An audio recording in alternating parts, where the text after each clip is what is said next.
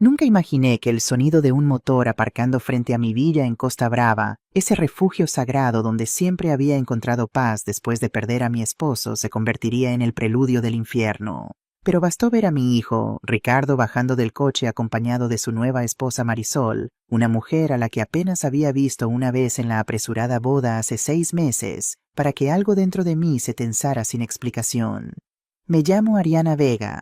Tengo 62 años, soy viuda desde hace 8 y pensé que lo peor que me podía pasar en la vida ya había pasado cuando enterré a Javier, mi esposo, el arquitecto más respetado de Barcelona. ¿Cómo me equivoqué? Estaba en el balcón de mi villa terminando de leer Muerte en el Nilo de Agatha Christie. Siempre me han fascinado las novelas de misterio. Qué ironía cuando escuché las ruedas sobre la grava de mi entrada. No esperaba visitas. Ricardo siempre llamaba antes de venir desde Barcelona. Siempre. Dejé el libro sobre la mesa de mimbre y me asomé. El sol de la tarde pintaba el Mediterráneo de dorado, pero lo que vi abajo me enfrió la sangre a pesar del calor de julio. Marisol descendió del coche primero. Eso debió ser mi primera señal de alarma. No esperó a que Ricardo le abriera la puerta como suele hacer un marido atento. Ella salió con la determinación de una mujer que conoce exactamente hacia dónde se dirige y qué va a encontrar allí. Sus ojos escondidos detrás de unas gafas de sol caras recorrieron mi villa de 2 plantas como si estuviera evaluando, tasando, calculando. Llevaba un vestido blanco impecable demasiado elegante para una visita casual a la suegra, y sus tacones rojos resonaron contra las piedras como pequeños martillazos. Se detuvo frente a la puerta principal y sonrió. No era una sonrisa cálida, era la sonrisa de alguien que acaba de reconocer algo que desea poseer. «¡Qué casa tan acogedora!», dijo en voz alta, aunque yo aún no había bajado. Lo dijo para sí misma, o quizá para Ricardo. Perfecta para una familia. La manera en que enfatizó una familia me erizó la piel. Ricardo salió del lado del conductor. Mi hijo. Mi único hijo después de que su hermano mayor Santiago se alejara de mí hace años por diferencias que nunca sanaron del todo. Ricardo, mi niño sensible, el diseñador gráfico talentoso que prefería trabajar desde casa, que lloraba viendo películas tristes, que me llamaba cada domingo para preguntarme cómo estaba. Pero el hombre que vi descender del coche no era mi Ricardo. Este Ricardo tenía los hombros caídos. Movía las manos con torpeza al sacar las maletas del maletero. Llevaba una camisa de manga larga a pesar del calor extraño en él, que siempre prefería camisetas frescas en verano. Y cuando Marisol le habló, él dio un pequeño respingo como si lo hubieran pinchado. «Ricardo, las maletas, no las dejes ahí en medio», ordenó ella sin mirarlo, ocupada revisando su teléfono. «Sí, ya voy», murmuró él. «Sí, mi hijo y...». Mi hijo diciendo sí, de esa manera sumisa, bajé las escaleras rápidamente alisando mi vestido de lino. Había estado cuidando mis rosales esa mañana, pero me había cambiado para leer. Gracias a Dios no me encontraron desaliñada.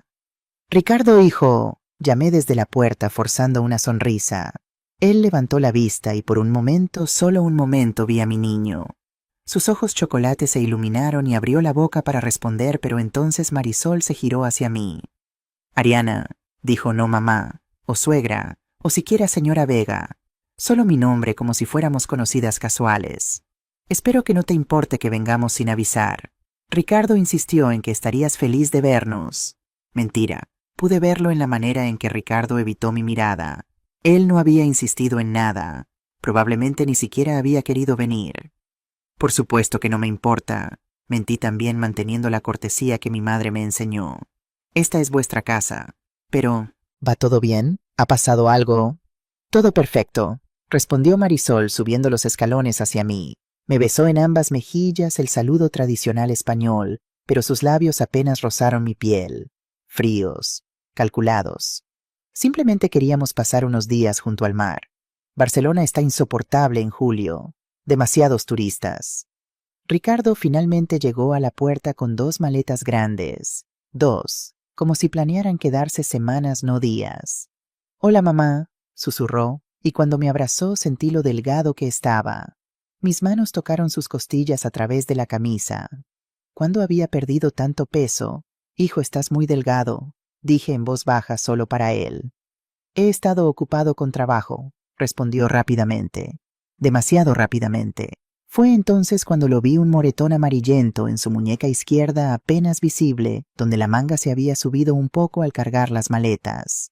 Lo cubrió rápidamente con su reloj, pero yo lo había visto. Una madre siempre ve.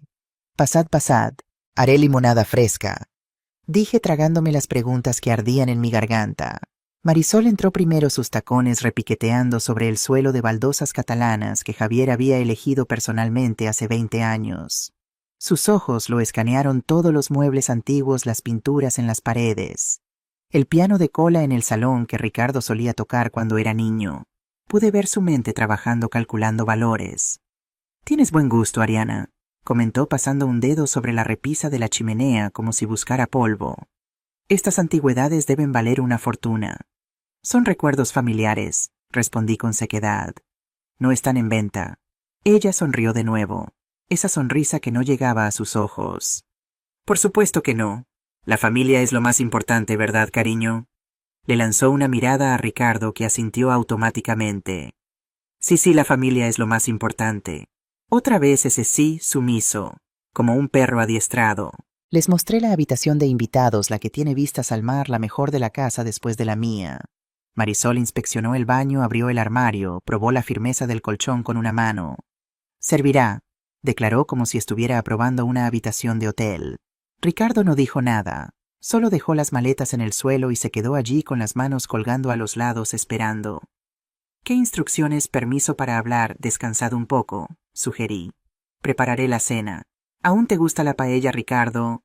Sus ojos se iluminaron por un segundo. «Me encantaría, mamá. Hace meses que no como tu paella». «Yo prefiero algo más ligero», interrumpió Marisol. «Ensalada, quizá. Estoy cuidando mi figura». «Por supuesto», dije aunque no le había preguntado a ella. Mientras bajaba a la cocina escuché sus voces en el piso superior. No las palabras exactas, pero el tono. Ella hablaba con esa voz controlada firme. Él respondía en monosílabos. Luego silencio. Un silencio espeso e incómodo. Algo estaba terriblemente mal. En la cocina saqué los ingredientes para la paella, mientras mi mente trabajaba. 8 años viviendo sola me habían enseñado a confiar en mis instintos, y mis instintos me gritaban que esta visita no era lo que parecía. Mientras limpiaba las gambas, recordé la última vez que vi a Ricardo y Marisol juntos en su boda apresurada. Fue en el Ayuntamiento de Barcelona, una ceremonia civil pequeña con solo 10 invitados. Ricardo me había llamado solo 2 semanas antes para anunciar que se casaba. Mamá conocía a alguien especial. Había dicho por teléfono con esa emoción nerviosa que reconocía de cuando era adolescente. Se llama Marisol. Es increíble, inteligente, segura de sí misma. Mamá creo que es la indicada. ¿Cuánto tiempo lleváis juntos?, había preguntado yo tratando de no sonar alarmada. 4 meses. Sé que parece rápido, pero cuando sabes, sabes. ¿Verdad? 4 meses. Y ahora se casaban. Le había pedido que esperaran que la trajera a conocerme primero, que se tomaran su tiempo. Pero él había insistido. Y yo, no queriendo ser la suegra controladora que ahuyenta a las novias, había aceptado asistir a la boda con una sonrisa. Marisol había sido encantadora ese día. Perfecta incluso. Vestido blanco de diseñador, maquillaje impecable, modales refinados. Había hablado de su trabajo como asesora financiera, en términos vagos, cuando le pregunté. Dijo que sus padres habían muerto en un accidente de coche cuando ella era joven y que no tenía familia cercana. Una huérfana que había construido su vida desde cero. ¿Cómo no iba a compadecerme de ella? Pero ahora, cortando tomates para la ensalada que ella había pedido, recordaba pequeños detalles que entonces ignoré. La manera en que había evaluado mi vestido de madre de la novia, un Chanel vintage que Javier me había regalado con esa mirada calculadora. Cómo había preguntado como de pasada si Ricardo era hijo único. La forma en que sus ojos se habían iluminado cuando mencioné también casualmente que mi esposo había dejado algunos ahorros. Algunos ahorros era un eufemismo. Javier había sido uno de los arquitectos más exitosos de Cataluña. Esta villa en Costa Brava era solo una de nuestras propiedades. Teníamos un piso en Barcelona, inversiones, cuentas de ahorro. Nada extravagante para los estándares de los verdaderamente ricos, pero suficiente para vivir cómodamente el resto de mi vida y dejar una herencia generosa a mis hijos. ¿Era eso lo que Marisol buscaba? Dinero no. Tenía que ser paranoia. No todos los que se acercan a mi familia quieren nuestro dinero. Ricardo es un hombre adulto capaz de elegir a su propia esposa. Yo solo era una madre preocupada viendo fantasmas donde no los había. O eso me dije mientras preparaba la cena.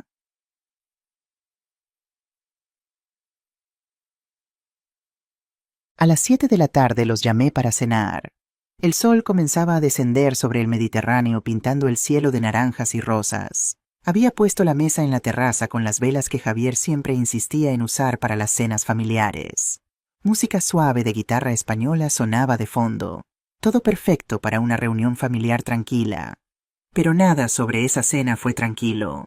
Marisol bajó primero, ahora vestida con un caftán de seda blanco que susurraba mientras caminaba.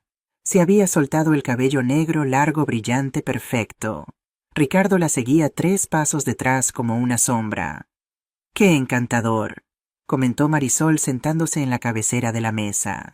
Mi sitio, donde siempre me sentaba cuando Javier estaba vivo, pero no dije nada. Ricardo se sentó a su lado, no frente a ella, como haría una pareja normal que quiere verse durante la cena, al lado donde ella podía tocarlo, controlarlo.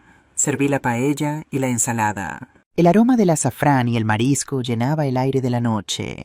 Ricardo se sirvió una porción generosa. Mi hijo siempre había tenido buen apetito, pero antes de que pudiera llevarse el primer bocado a la boca, Marisol habló.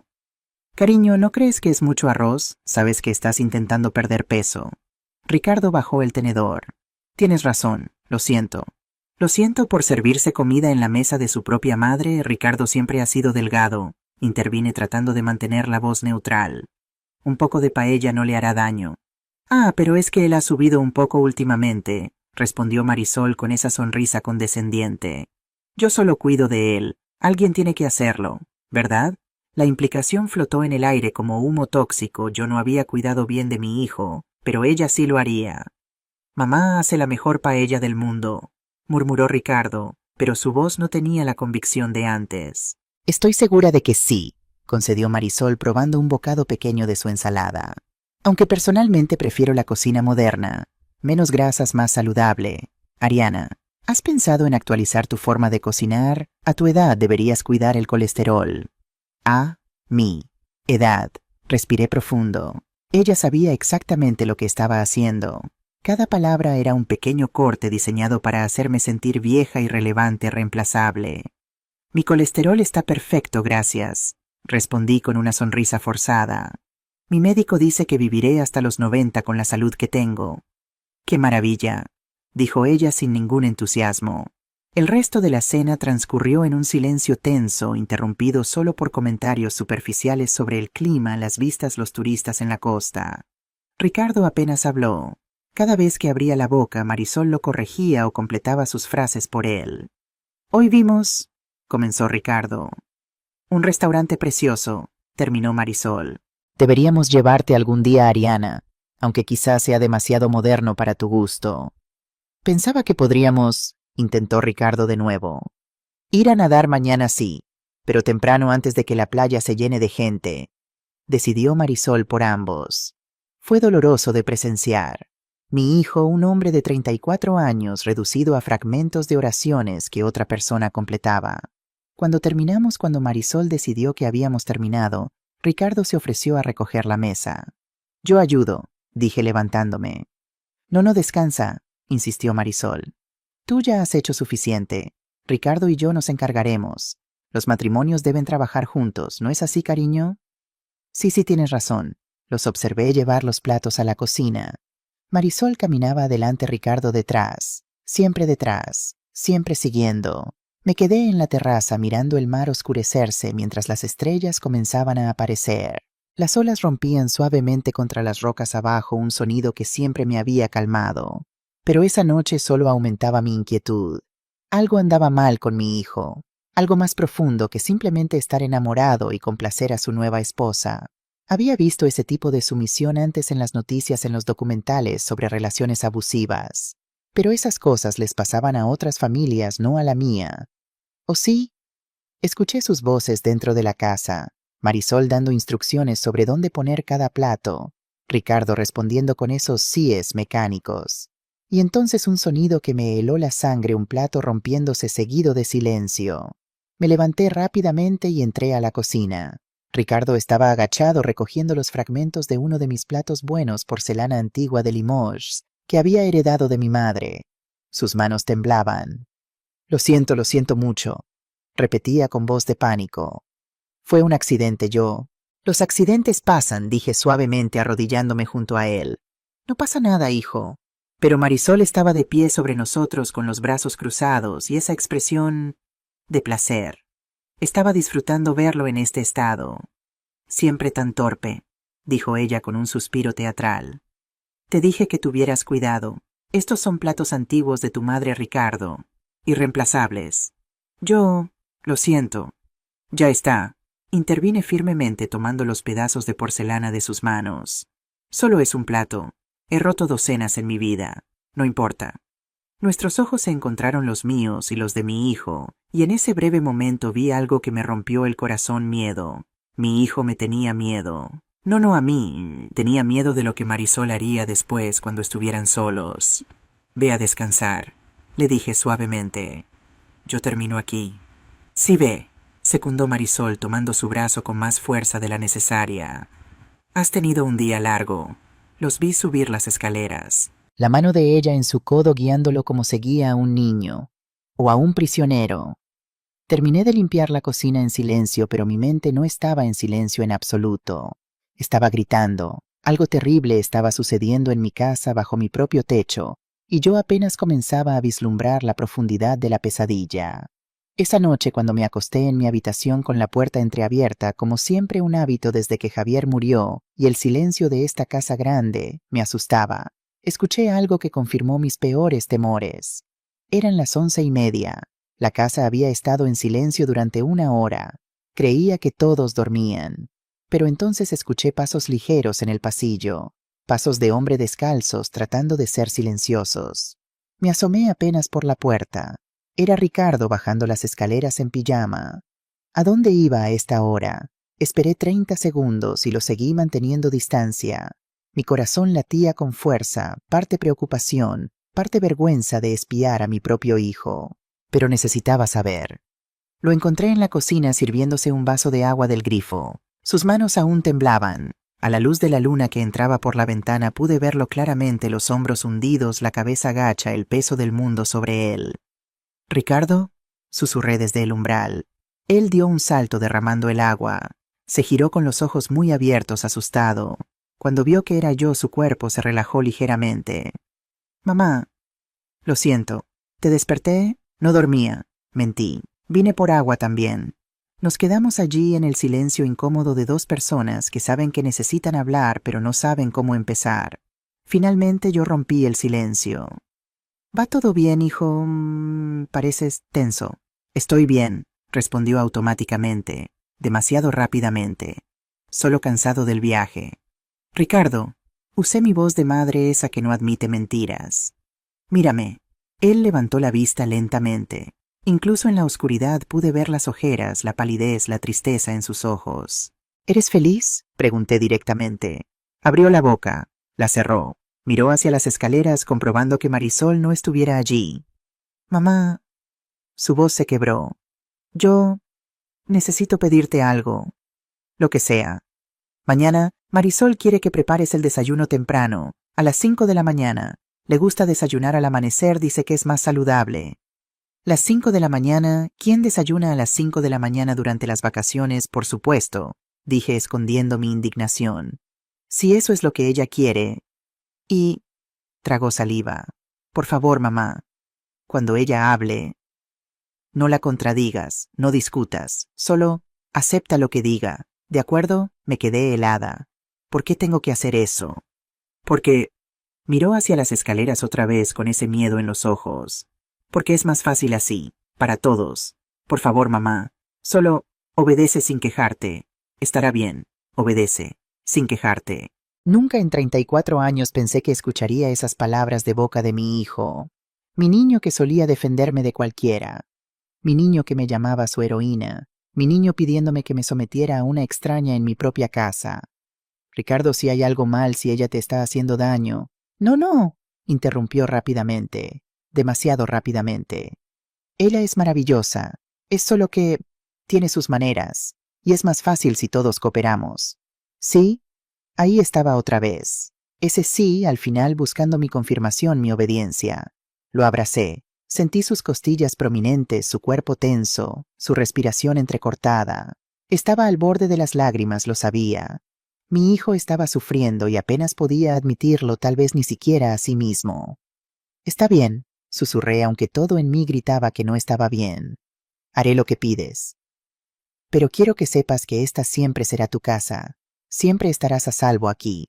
¿Lo entiendes? Asintió contra mi hombro. Luego se separó rápidamente, secándose los ojos con el dorso de la mano. Tengo que volver, dijo. Si se despierta y no estoy... No terminó la frase. No hacía falta. Si se despertaba y él no estaba, habría consecuencias. Lo vi subir las escaleras, cada paso pesado como si cargara cadenas invisibles. Cuando desapareció en la oscuridad del segundo piso, me quedé allí en mi cocina con la luna brillando sobre las baldosas que Javier y yo habíamos elegido juntos hace tantos años. Mi esposo muerto, mi hijo en peligro y una extraña en mi casa que obviamente tramaba algo más que unas vacaciones en la costa. Puse la alarma de mi teléfono para las 4 de la mañana. Si ella quería desayuno a las 5, yo estaría lista. Pero no por obediencia. Estaría lista porque necesitaba observar, aprender, entender exactamente qué tipo de mujer era Marisol Reyes. Porque una cosa estaba clara, esta mujer no había venido a mi casa por amor a mi hijo. Había venido por algo más. Algo que yo tenía. Algo que ella quería. Y yo, Ariana Vega, viuda madre, y aunque lo había olvidado en años de soledad y duelo luchadora, no iba a permitir que nadie destruyera a mi familia. No sin pelear. La alarma sonó a las 4 de la mañana como una cachetada en la oscuridad. La apagué rápidamente, todavía aturdida mi mente tratando de recordar por qué demonios me había puesto una alarma a esta hora absurda. Entonces lo recordé. Marisol, el desayuno, las 5 de la mañana. Obedece sin quejarte, habían sido las palabras de Ricardo. Me levanté encogiéndome cuando mis rodillas crujieron, recordatorios de que aunque mi mente aún se sentía joven, mi cuerpo tenía 62 años.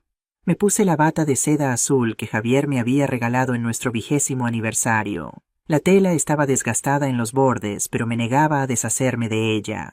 Era como mantener un pedazo de él cerca.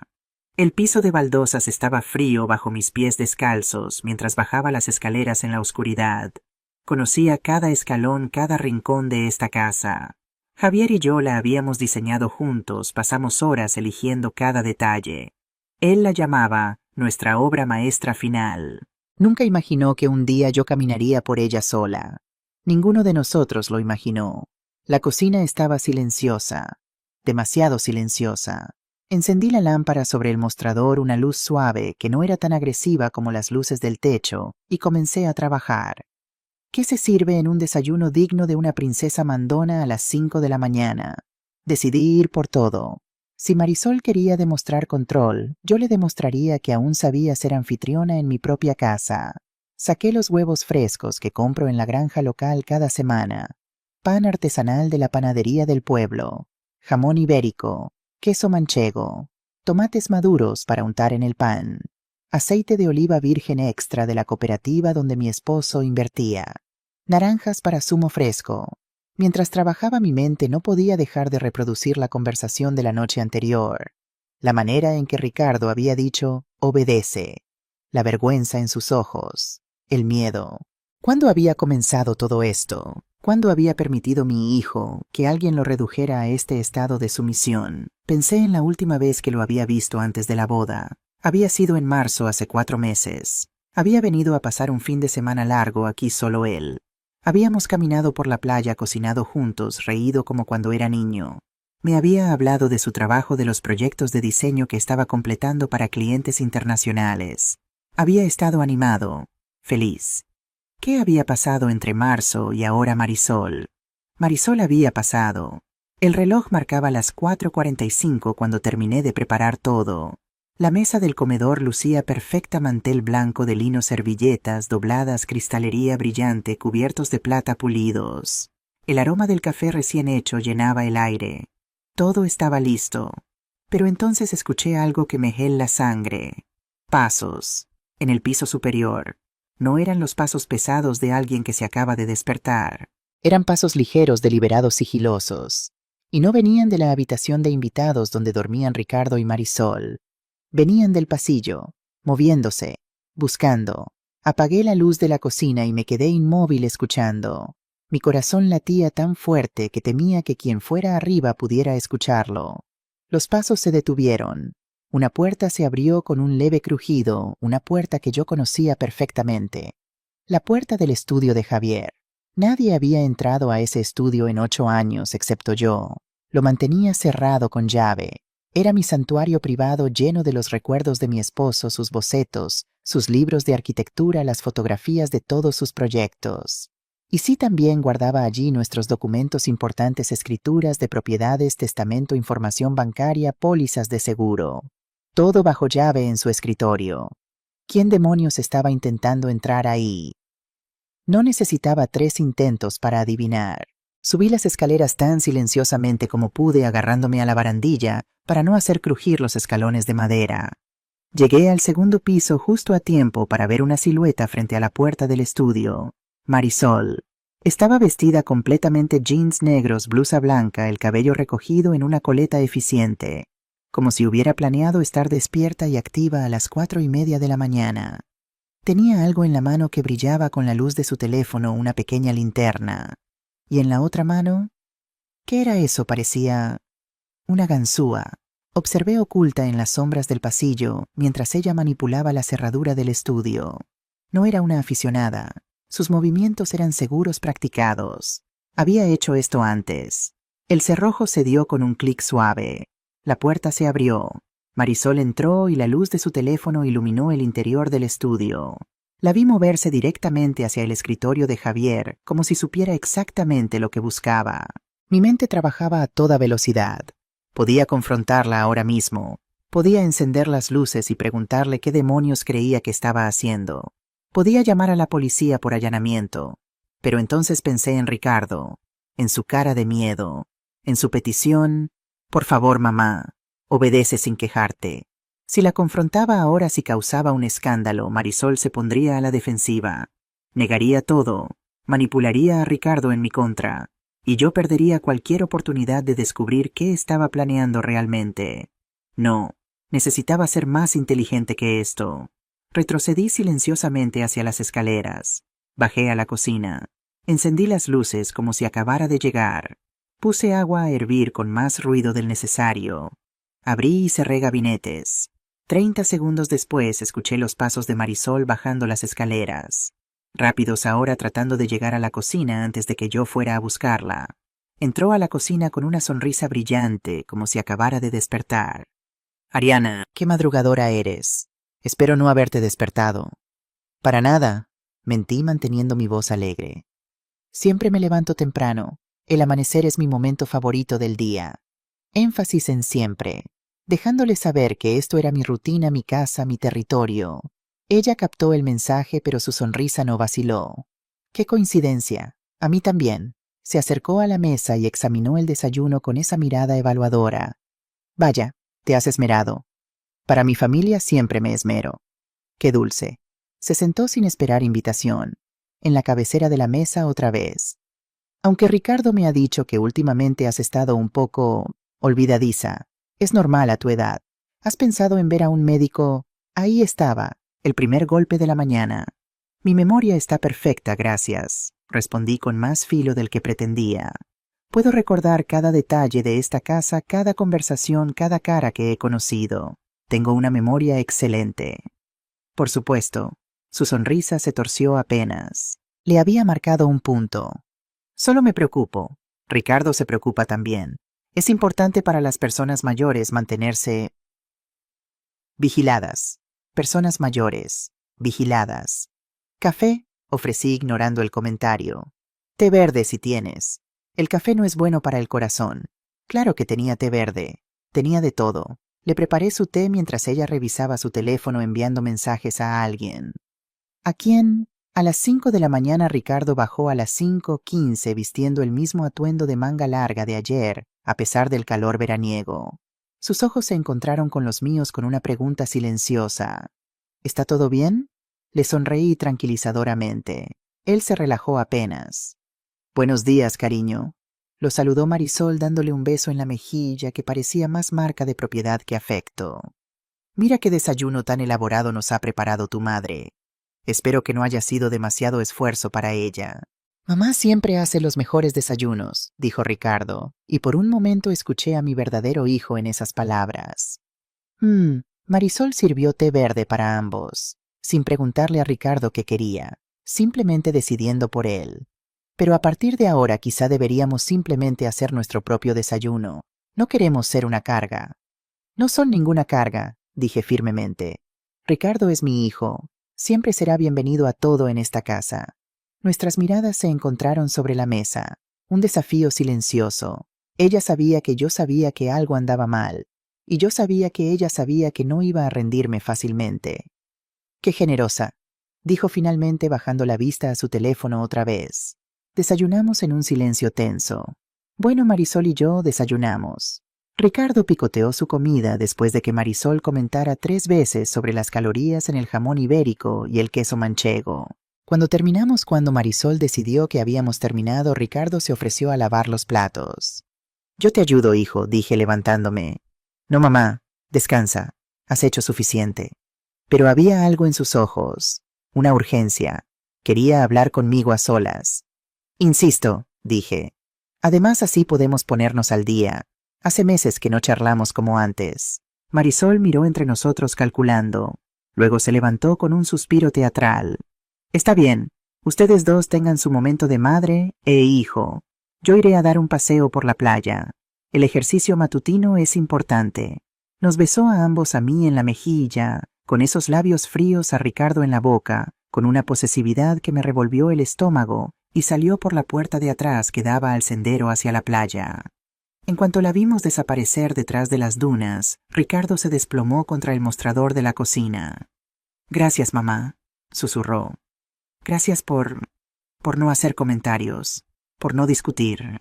Ricardo. Tomé sus manos entre las mías. Estaban heladas a pesar del calor de la mañana. Hijo mío, ¿qué está pasando? Nada, yo... No me mientas. Usé la voz que siempre funcionaba cuando era adolescente y trataba de esconderme algo. Te conozco desde que naciste. Sé cuando algo va mal. Muy mal. Abrió la boca. La cerró. Sus ojos se llenaron de lágrimas que se negó a dejar caer. Ella, empezó. Marisol solo quiere. Ella quiere asegurarse de que estemos bien. Financieramente. Como pareja. ¿Qué significa eso? Significa que tragó saliva. Significa que ha estado preguntando sobre la herencia, sobre lo que papá dejó, sobre tus propiedades. Mi sangre se enfrió. ¿Por qué le importaría eso? Ella dice que como soy tu único hijo heredero porque Santiago está fuera de tu testamento, ¿verdad? Ella y yo deberíamos empezar a planear. Para el futuro. Para cuando tú... No terminó la frase, pero no hacía falta. Para cuando yo muera, completé por él. Asintió miserablemente. Ricardo, tengo 62 años. Mi médico dice que probablemente viviré hasta los 90. ¿Por qué demonios estáis planeando mi herencia ahora? Eso es lo que le dije, respondió rápidamente. Le dije que aún tienes mucha vida por delante, que no hay prisa, pero ella insiste en que es importante ser práctico, que las personas mayores a menudo no saben o se confunden. Ahí estaba otra vez, la insinuación de que mi mente estaba fallando. Mi mente está perfecta, dije cortante. Lo sé, mamá, yo lo sé, pero ella... Miró hacia la puerta comprobando que Marisol no hubiera regresado. Ella dice que has estado actuando raro últimamente, que cuando hablamos por teléfono olvidas cosas, que repites historias, que... Ricardo, lo interrumpí. Nada de eso es cierto, y tú lo sabes. Cerró los ojos. Una lágrima finalmente escapó rodando por su mejilla. Lo sé, susurró, pero ella es muy convincente. A veces me hace dudar de mi propia memoria. De lo que es real. Gaslighting. La palabra apareció en mi mente como una alarma roja. Marisol estaba haciendo gaslighting a mi hijo, y aparentemente también intentaba hacérmelo a mí. ¿Qué más ha dicho? Presioné suavemente. ¿Qué más está buscando? Ricardo dudó. Luego, en voz muy baja, Ella quiere saber dónde guardas los documentos importantes. Las escrituras de esta casa, del piso en Barcelona, los números de cuenta, el testamento. Mi estómago se apretó. ¿Para qué querría saber eso? Dice que es por seguridad, que si algo te pasara necesitaríamos acceso rápidamente, que sería irresponsable no estar preparados. ¿Y tú? ¿Le has dicho dónde están? No, sacudió la cabeza vigorosamente. No lo sé. Tú nunca me lo has dicho. Siempre has manejado tus propios asuntos. Pequeña bendición. Pero significaba que Marisol había estado buscando por su cuenta. De ahí su excursión al estudio de Javier esta madrugada. Ricardo, lo hice mirarme a los ojos. Necesito que me digas la verdad. ¿Ella te hace daño? Apartó la mirada. No físicamente, murmuró. No físicamente. Lo que significaba que sí le hacía daño de otras maneras. Cuéntame. Ella solo tiene estándares muy altos. Quiere que yo sea la mejor versión de mí mismo. A veces soy no lo suficientemente bueno, y ella necesita corregirme. Es normal en las relaciones, ¿verdad? No, dije firmemente. No es normal que alguien te haga sentir que nunca eres suficiente. No es normal controlar cada aspecto de tu vida. No es normal, Ricardo. Pero yo la amo, susurró. Y ella dice que me ama, que solo quiere protegerme. Protegernos. Clásico. Amor mezclado con control. La receta perfecta para el abuso. ¿Te ha amenazado? Pregunté. ¿Te ha dicho qué pasará si la dejas? Su silencio fue respuesta suficiente. ¿Qué dijo? Que su voz se quebró. Que si intento dejarla me arruinará. Profesionalmente, económicamente. Dice que tiene contactos. Que puede hacer que nadie me contrate otra vez. Y que si hablo con alguien sobre nuestra relación, si digo algo malo sobre ella... ¿Qué? Que te hará daño, mamá. A ti. Dice que sería muy fácil que una mujer mayor como tú tuviera un accidente. El aire desapareció de mis pulmones. Esta mujer no solo estaba abusando de mi hijo, me estaba amenazando a mí también, a través de él. Por eso vine aquí. Continuó Ricardo, las palabras saliendo en torrente ahora. No fueron vacaciones. Ella quería venir. Insistió. Dijo que era hora de conocer mejor a mamá, de entender la situación familiar. Y yo tenía miedo de lo que haría si decía que no. Tomé a mi hijo en mis brazos y lo dejé llorar. Lloró como no lo hacía desde que era niño, con sollozos profundos que sacudían todo su cuerpo. Acaricié su cabello todavía suave, aún mi bebé, en tantas formas, y dejé que sacara todo el veneno que había estado tragando durante meses. Voy a arreglar esto, le prometí. No sé cómo todavía, pero lo voy a arreglar. Nadie amenaza a mi familia. Nadie. No puedes hacer nada, dijo desesperado. Ella es demasiado lista. Tiene todo planeado. Si intentas algo lo sabré. Y entonces seré más lista que ella, respondí con una determinación que no sabía que tenía. Ricardo confía en mí. Solo dame tiempo. Y mientras tanto necesito que hagas algo por mí. ¿Qué? Actúa normal. Sigue con su juego. No le hagas saber que me has contado nada. ¿Puedes hacer eso? Creo que sí. Bien, limpié sus lágrimas con mi pulgar. Somos más fuertes de lo que ella cree. Tú y yo. Los Vega no nos rendimos fácilmente. Sonrió débilmente. Como tú y papá solían decir. Exacto. Como yo y papá solíamos decir. Lavamos los platos en silencio, después de eso cada uno perdido en sus pensamientos. Cuando terminamos, Ricardo subió a ducharse, y yo me quedé en la cocina, mi mente trabajando a 1000 por hora. Marisol Reyes, si ese era siquiera su verdadero nombre, había venido a mi casa con un plan. Un plan que involucraba mi muerte, o al menos mi incapacitación. Un plan que la dejaría a ella y a Ricardo, o solo a ella más probablemente, en control de mi patrimonio. Pero ella no sabía algo crucial. Yo había pasado 40 años casada con uno de los hombres más astutos de España. Javier Vega no había construido su imperio siendo ingenuo o confiado. Me había enseñado a proteger lo que era mío, a no firmar nada, sin leer cada palabra 3 veces, a mantener mis documentos más importantes en lugares donde solo yo pudiera encontrarlos. Marisol podía buscar en el estudio de Javier todo lo que quisiera. No encontraría nada realmente importante allí. Las escrituras originales, el testamento, los números de las cuentas más significativas. Todo estaba en una caja fuerte en el sótano que ni siquiera Ricardo conocía. Pero no podía simplemente expulsar a Marisol. Si lo hacía ella, ejecutaría sus amenazas contra Ricardo. Necesitaba ser más inteligente. Necesitaba pruebas. Necesitaba un plan. Y sobre todo necesitaba ayuda. Subí a mi habitación y cerré la puerta con llave. Saqué mi teléfono y marqué un número que no había usado en meses. Diga, respondió una voz ronca de mujer al tercer tono. Isabel, dije. Soy Ariana, necesito tu ayuda. Y va a sonar completamente loco. Isabel Torres llegó a mi villa exactamente 45 minutos después de mi llamada. La vi estacionar su viejo Seat Toledo azul en la entrada y bajar con la agilidad de alguien 20 años más joven, aunque tenía 68. Había sido inspectora de la policía de Barcelona durante 30 años, antes de jubilarse, y mudarse a una casa a 500 metros de la mía buscando la tranquilidad que la ciudad ya no le ofrecía.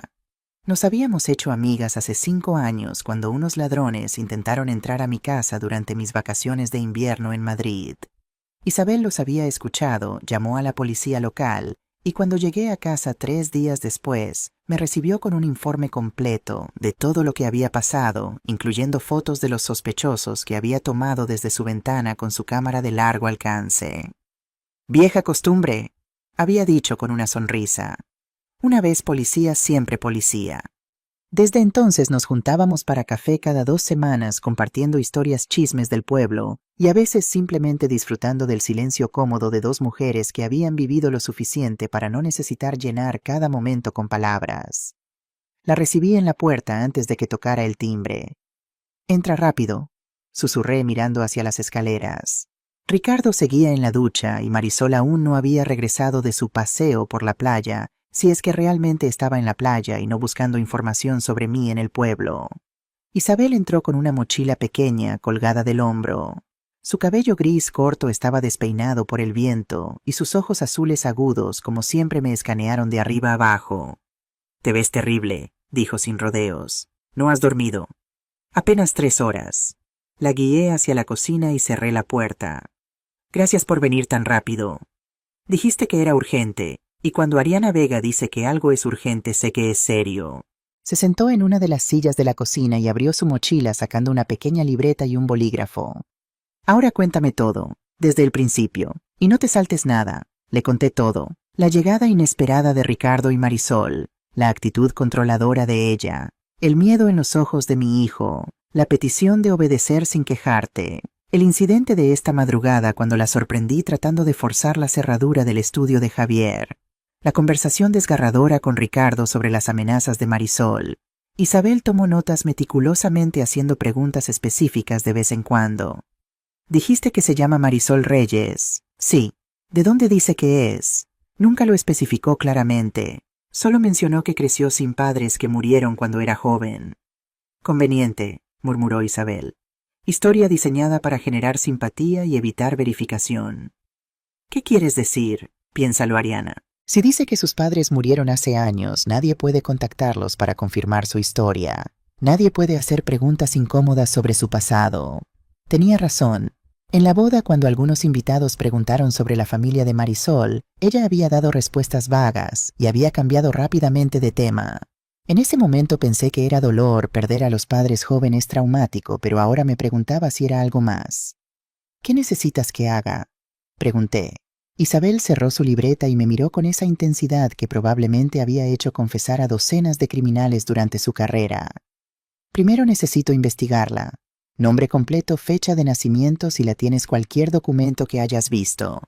¿Firmó algo en la boda? ¿Registro civil?» «Ricardo debe tener copias de los papeles del matrimonio». «Bien, necesito ver esos, discretamente». «¿Qué buscarás? Antecedentes, direcciones previas, otras identidades posibles. Si esta mujer es una estafadora profesional, no será la primera vez que lo hace. Y los estafadores dejan rastros». La palabra estafadora cayó pesadamente entre nosotras. Parte de mí aún quería creer que estaba exagerando, que Marisol simplemente era una mujer difícil, controladora tal vez, pero no una criminal. Pero la expresión en el rostro de Isabel me dijo que ella había visto esto antes.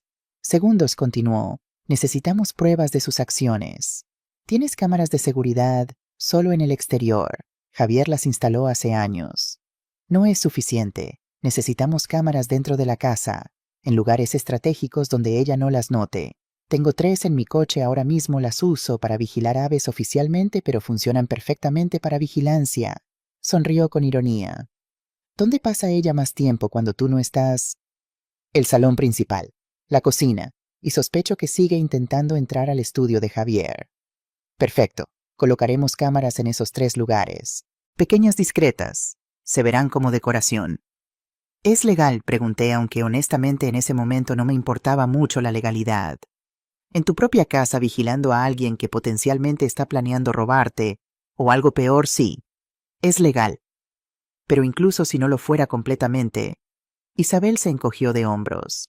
Primero protegemos a tu hijo y a ti. Después nos preocupamos por tecnicismos legales. Asentí. Esta era la Isabel que recordaba de las historias que me había contado la detective, que siempre ponía a las víctimas primero. Tercero, dijo levantándose, necesito que mantengas a Ricardo seguro y que mantengas a Marisol confiada. No puede sospechar que estamos investigando. ¿Cómo hago eso? Actúa un poco vulnerable. Haz que piense que está ganando. Las personas como ella, controladoras, manipuladoras, bajan la guardia cuando creen que tienen el control absoluto. Se vuelven descuidadas. Dicen cosas que no deberían. Hacen movimientos que pueden rastrearse. ¿Quieres que finja ser la anciana senil que ella cree que soy? Exactamente. Isabel me apretó el hombro. Sé que va contra tu naturaleza. Eres fuerte e independiente, pero por ahora necesitas ser la actriz más convincente de tu vida. Escuchamos la puerta trasera abrirse. Marisol había regresado. Voy a salir por la puerta delantera, susurró Isabel, como si solo hubiera venido a devolverte un libro. Actúa normal. Espera, la detuve. ¿Cuánto tiempo crees que tomará investigarla? Si tengo suerte y ella es descuidada, 2 días. Si es profesional, tal vez una semana. Pero Ariana... Sus ojos se oscurecieron. Confía en tus instintos. Si en algún momento sientes que tú o Ricardo están en peligro inmediato, llámame. No esperes a tener pruebas. ¿Entendido? Entendido. Isabel salió justo cuando Marisol entraba por la puerta trasera, sudada y resplandeciente del ejercicio, o de hacer lo que sea que realmente había estado haciendo. ¿Quién era?, preguntó Marisol mirando el coche de Isabel alejarse por el camino. Mi vecina Isabel. Me devolvió un libro que le presté. Levanté la novela de Agatha Christie que había estado leyendo ayer. Le encantan los misterios. ¡Qué coincidencia!, dijo Marisol con una sonrisa que no alcanzó sus ojos. A mí también. Los siguientes 2 días fueron una tortura de actuación constante. Seguí el consejo de Isabel y me comporté como si estuviera ligeramente confundida, olvidadiza, más frágil de lo que era. Repetí una historia 2 veces durante la cena, como si no recordara haberla contado antes. Olvidé accidentalmente dónde había puesto mis gafas de lectura 3 veces. Pregunté qué día era cuando claramente lo sabía. Marisol lo absorbió todo como una esponja. La vi tomar notas en su teléfono después de cada uno de mis deslices, probablemente documentando mi supuesto deterioro mental para usar más tarde. Ricardo me miraba con preocupación cada vez que hacía algo así, pero le había logrado susurrar durante un momento a solas que era parte de un plan. Confía en mí, le había dicho. Y él, mi hijo fiel, había asentido, aunque no entendiera completamente. Mientras tanto, Isabel trabajaba en las sombras. Vino a visitarme 2 veces más, una vez con flores de su jardín y otra vez para pedirme prestada una taza de azúcar, y durante esas visitas breves logró instalar 3 cámaras ocultas. Una en un marco de fotos en el salón, otra dentro de un reloj decorativo en la cocina, la tercera en una planta artificial en el pasillo cerca del estudio de Javier. Transmiten directamente a mi ordenador, me explicó en voz baja durante la visita del azúcar mientras Marisol estaba arriba duchándose. Puedo ver todo en tiempo real, y se graba automáticamente. ¿Ya has visto algo? Oh, sí. Su expresión se endureció. Tu nuera ha intentado entrar al estudio de Javier 4 veces más. Está mejorando con la ganzúa. Casi lo logra ayer. Mi estómago se revolvió. ¿Qué buscará exactamente con dinero, documentos, cualquier cosa que le dé acceso o control sobre tus bienes? ¿Pero Ariana? Isabel dudó. Hay algo más. La he visto hablando por teléfono 2 veces cuando cree que está sola. Habla en voz baja, pero logré captar algunos fragmentos con el micrófono direccional. Está coordinando con alguien. No sé quién todavía, pero hay otra persona involucrada en esto. Le escuché decir ya casi está, y la vieja se está ablandando. Y algo sobre conseguir la escritura antes del domingo. Hoy era jueves. Eso nos daba 3 días. ¿Para qué necesita la escritura? Probablemente para falsificar tu firma, para transferir la propiedad, o tal vez para presentarla como prueba en algún tipo de fraude. Sin ver el documento original no puedo estar segura. Pero no lo conseguirá, dije con determinación, porque las escrituras reales no están donde ella cree.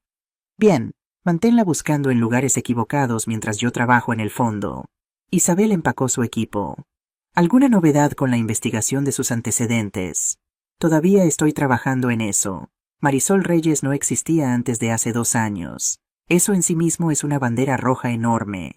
La gente no simplemente aparece de la nada. ¿Cambió su nombre? Eso es lo que estoy investigando. Tengo un contacto en el registro civil que me debe un favor. Debería tener respuestas para mañana. Después de que Isabel se fuera, preparé el almuerzo gazpacho fresco y ensalada ligero por el calor del verano. Marisol había anunciado esa mañana que ella y Ricardo irían a explorar los pueblos cercanos por la tarde, lo que me daría tiempo libre.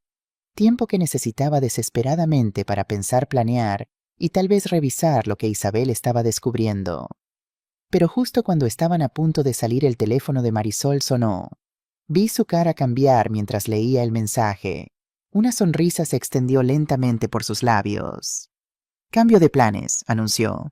Tenemos visita. Mi antiguo socio de negocios está en la zona. Le dije que podía pasar a saludar. ¿No te importa, verdad, Ariana? La forma en que lo dijo dejaba claro que no me estaba preguntando realmente. Por supuesto que no, mentí. Cuantas más personas, más alegría. 1 hora después, un Mercedes negro se estacionó frente a mi villa. Un hombre de unos 40 años, vestido con traje a pesar del calor, salió.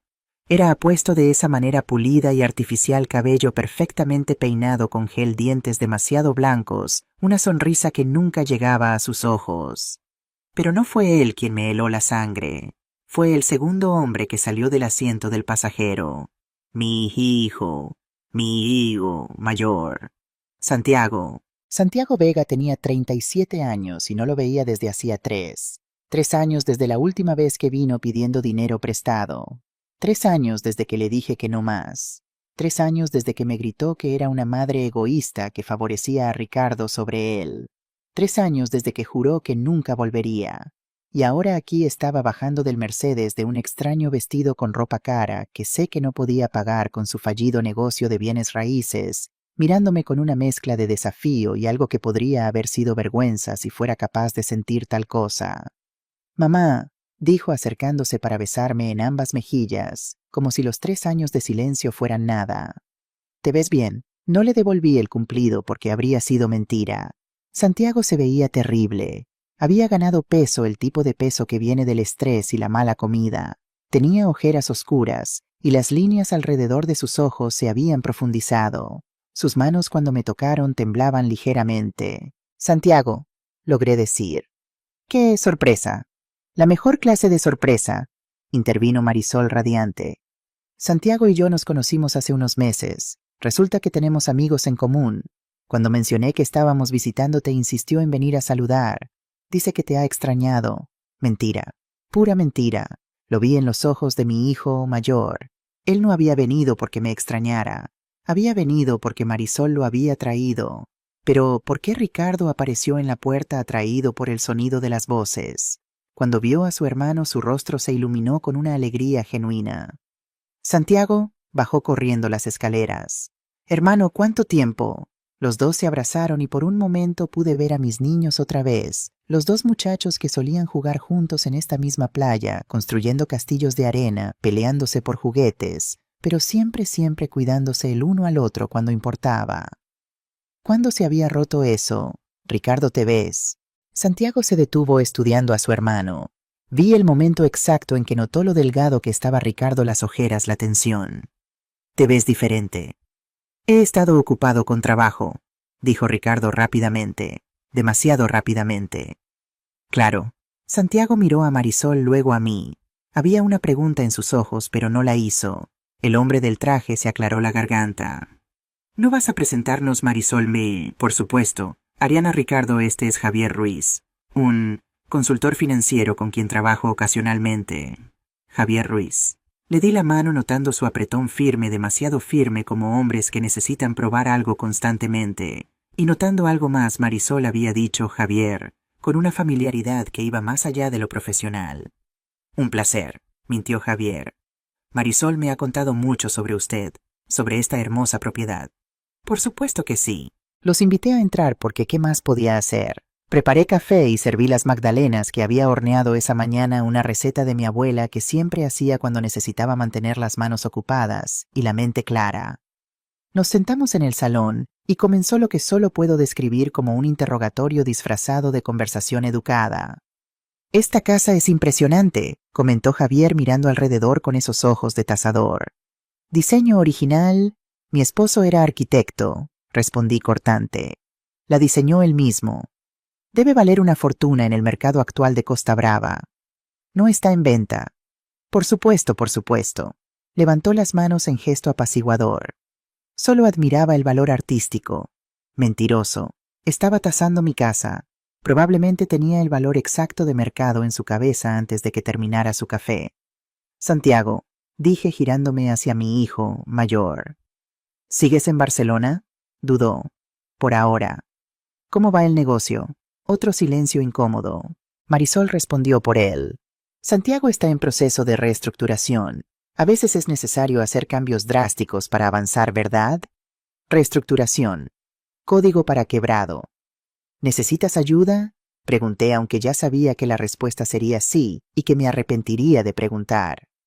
En realidad, Santiago miró a Marisol como pidiendo permiso. Ella asintió casi imperceptiblemente. Sí, tengo algunas deudas. Nada que no pueda manejar eventualmente, pero el tiempo es importante. Los intereses son altos. ¿Cuánto, mamá? Ricardo intervino suavemente. Tal vez no sea el momento.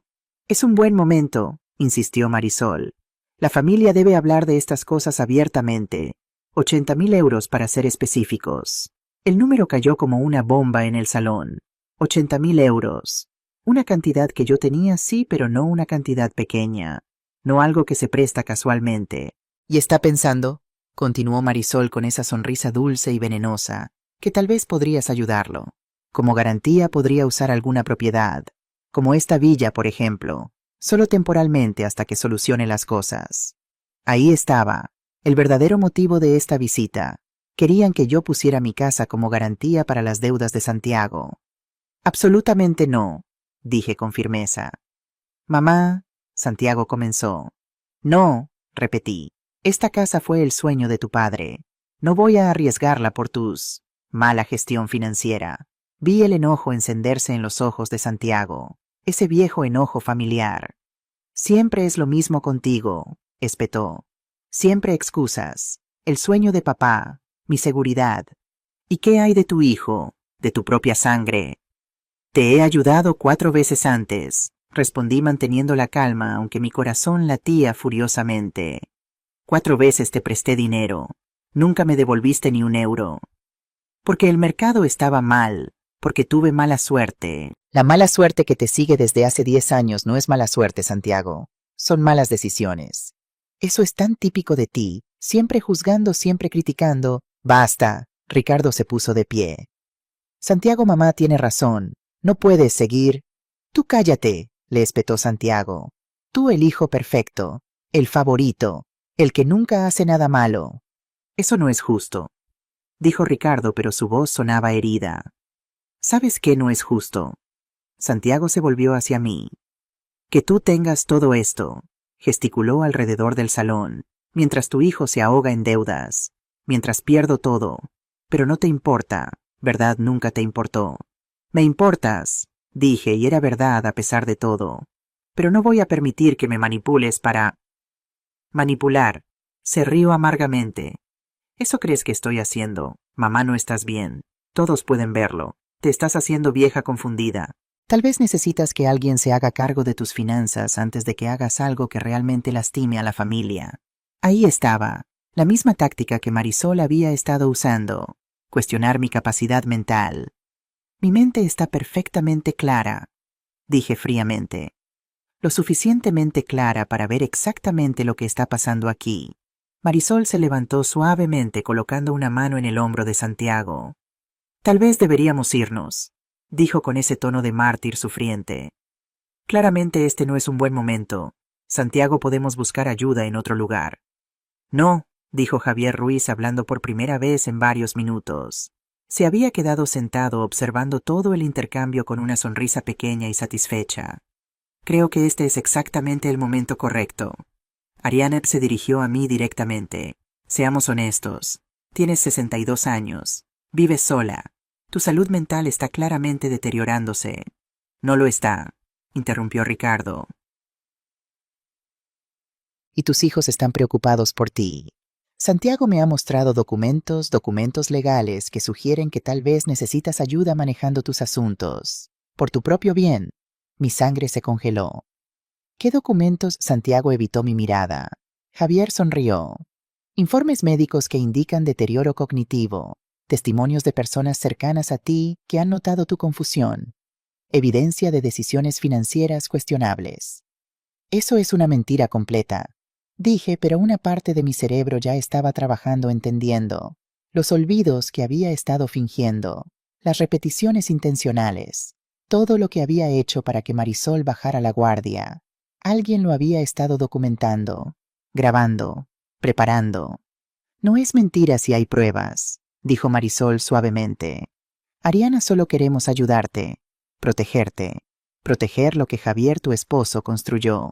La forma en que dijo el nombre de mi esposo me enfermó físicamente. Salgan de mi casa, dije. Mi voz salió baja pero con un filo que podría cortar acero. Ahora.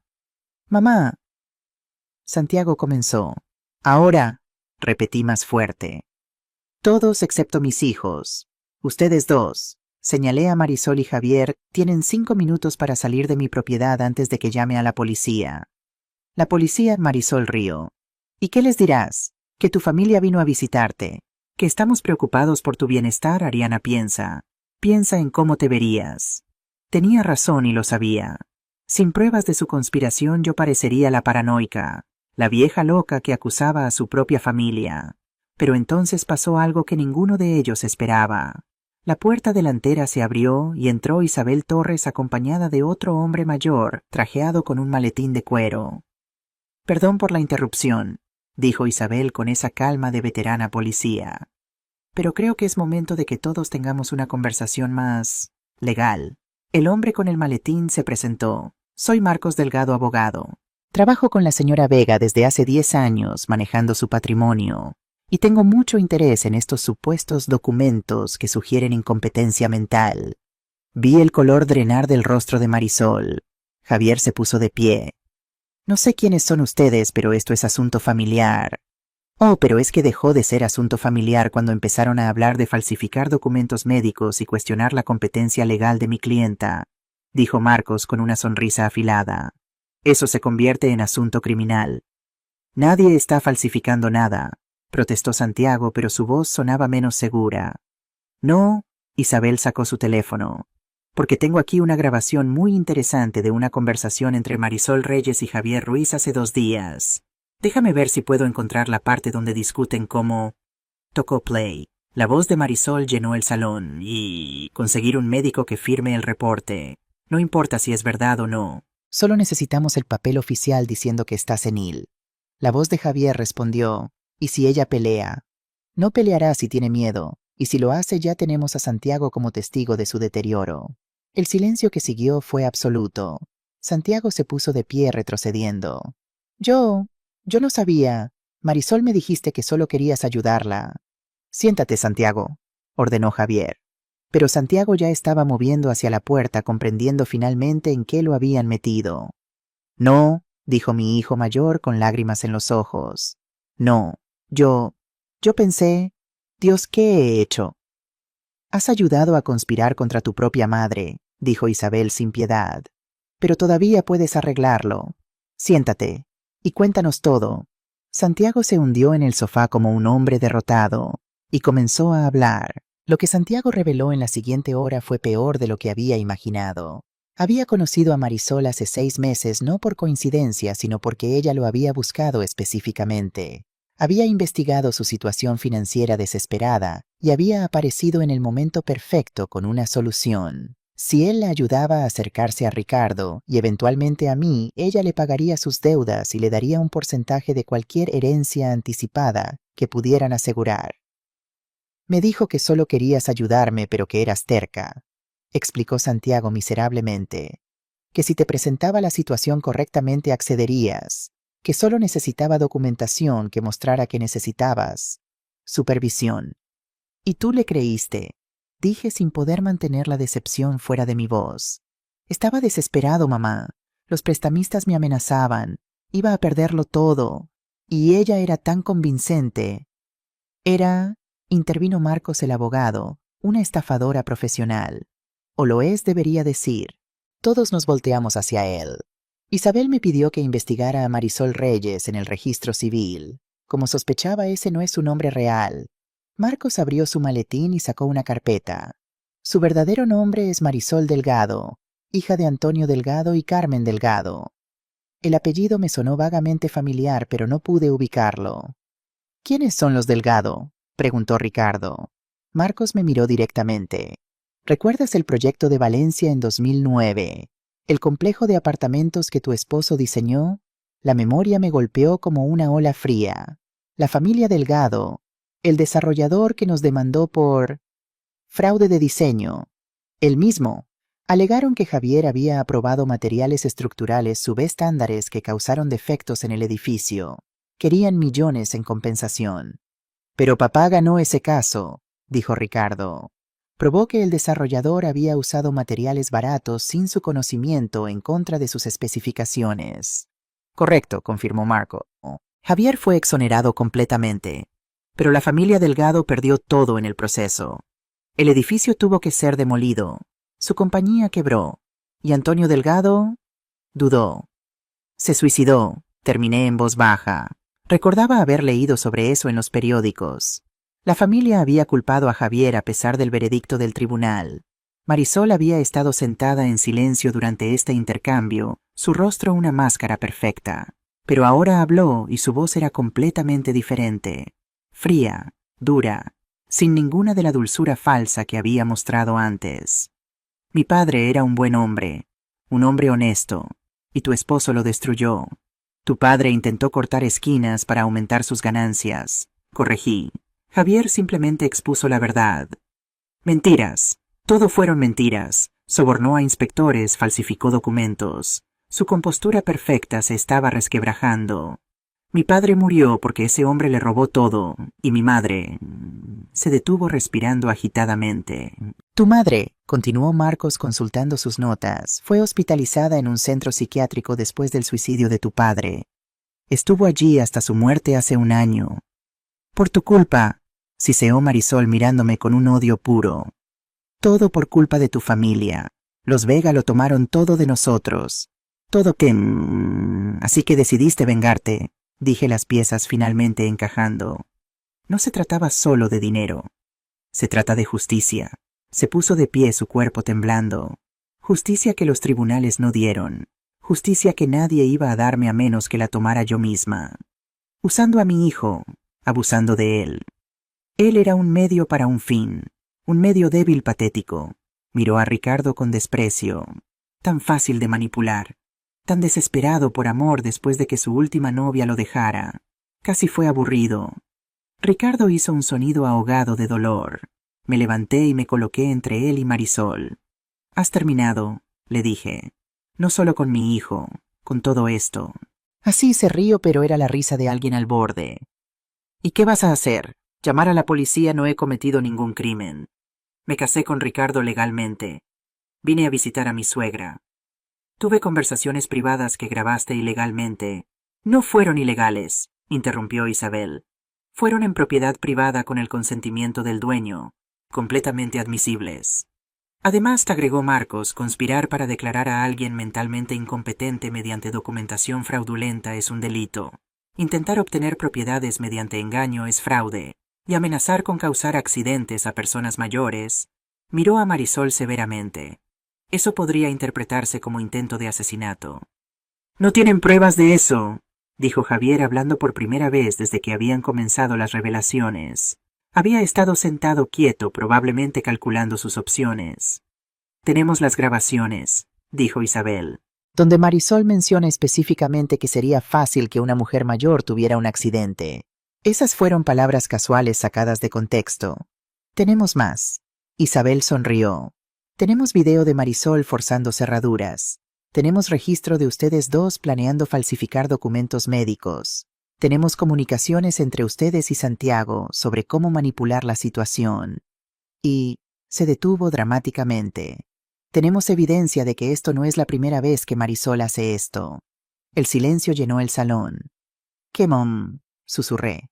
2 casos previos en Madrid y Valencia en los últimos 5 años. Mujeres mayores viudas solitarias. Marisol se acercó a través de parientes masculinos, un sobrino en un caso, un hijo en el otro.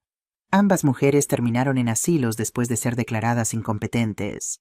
Sus propiedades fueron transferidas a los parientes quienes luego compartieron con Marisol antes de que ella desapareciera. Dios mío, murmuró Ricardo. En ambos casos las mujeres murieron dentro del año en los asilos. Causas oficiales, causas naturales, fallos cardíacos. Pero hubo suficientes irregularidades que llamaron la atención de algunos investigadores. Simplemente no pudieron probar nada en ese momento. Pero ahora pueden, dije lentamente. Ahora podemos, confirmó Isabel. Con lo que tenemos aquí, con tus testimonios, con las grabaciones, podemos reabrir esos casos. Y muy probablemente Marisol Delgado irá a prisión por mucho tiempo. Marisol se quedó inmóvil, su rostro blanco como papel. Luego, tan rápido que casi no lo vi venir, se lanzó hacia su bolso en la mesa lateral. Ricardo reaccionó instintivamente bloqueándola. Lucharon brevemente hasta que Isabel intervino inmovilizando a Marisol con una experiencia de décadas. Javier intentó levantarse, pero Marcos, sorprendentemente ágil para un hombre de 60, le bloqueó el camino. No lo haría, advirtió el abogado. Ya has incriminado suficiente. Isabel revisó el bolso de Marisol y sacó lo que ella había estado tratando de alcanzar, un pequeño frasco de pastillas. Interesante, murmuró Isabel leyendo la etiqueta. Digoxina, medicamento para el corazón, mortal en las dosis incorrectas. ¿Para quién era esto, Marisol? Marisol no respondió, pero no tuvo que hacerlo. La respuesta estaba clara. Ibas a drogarme, dije sintiendo náuseas. Ibas a hacer que pareciera un fallo cardíaco. Llama a la policía, ordenó Isabel, todavía sosteniendo a Marisol. Ahora, pero antes de que alguien pudiera moverse, escuchamos sirenas afuera. 2 coches patrulla se detuvieron frente a la villa. Ya llamé, admitió Isabel con una sonrisa. Hace 20 minutos, cuando estaba claro hacia dónde iba esto. Los policías entraron, el detective García, a quien conocía del pueblo, liderando el grupo. Señora Vega, me saludó con respeto.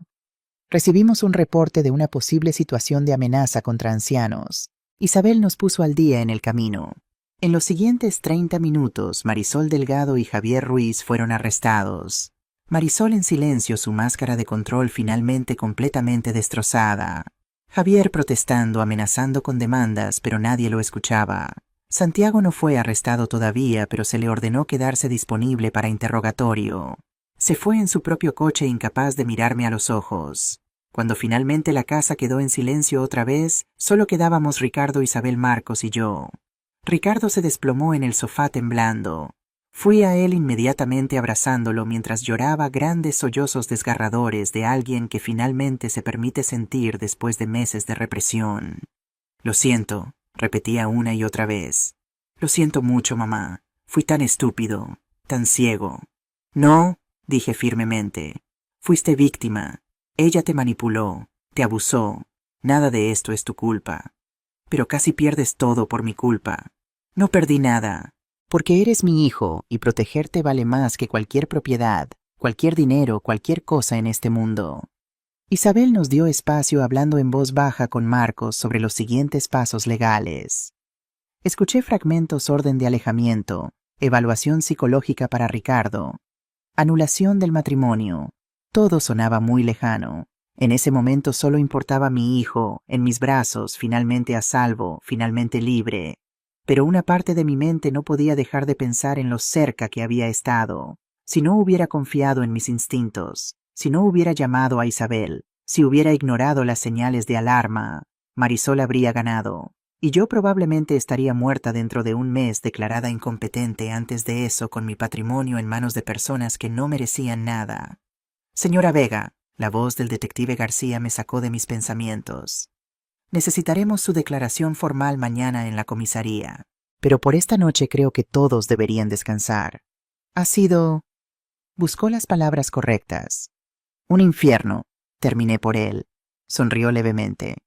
Iba a decir intenso, pero sí su descripción también funciona.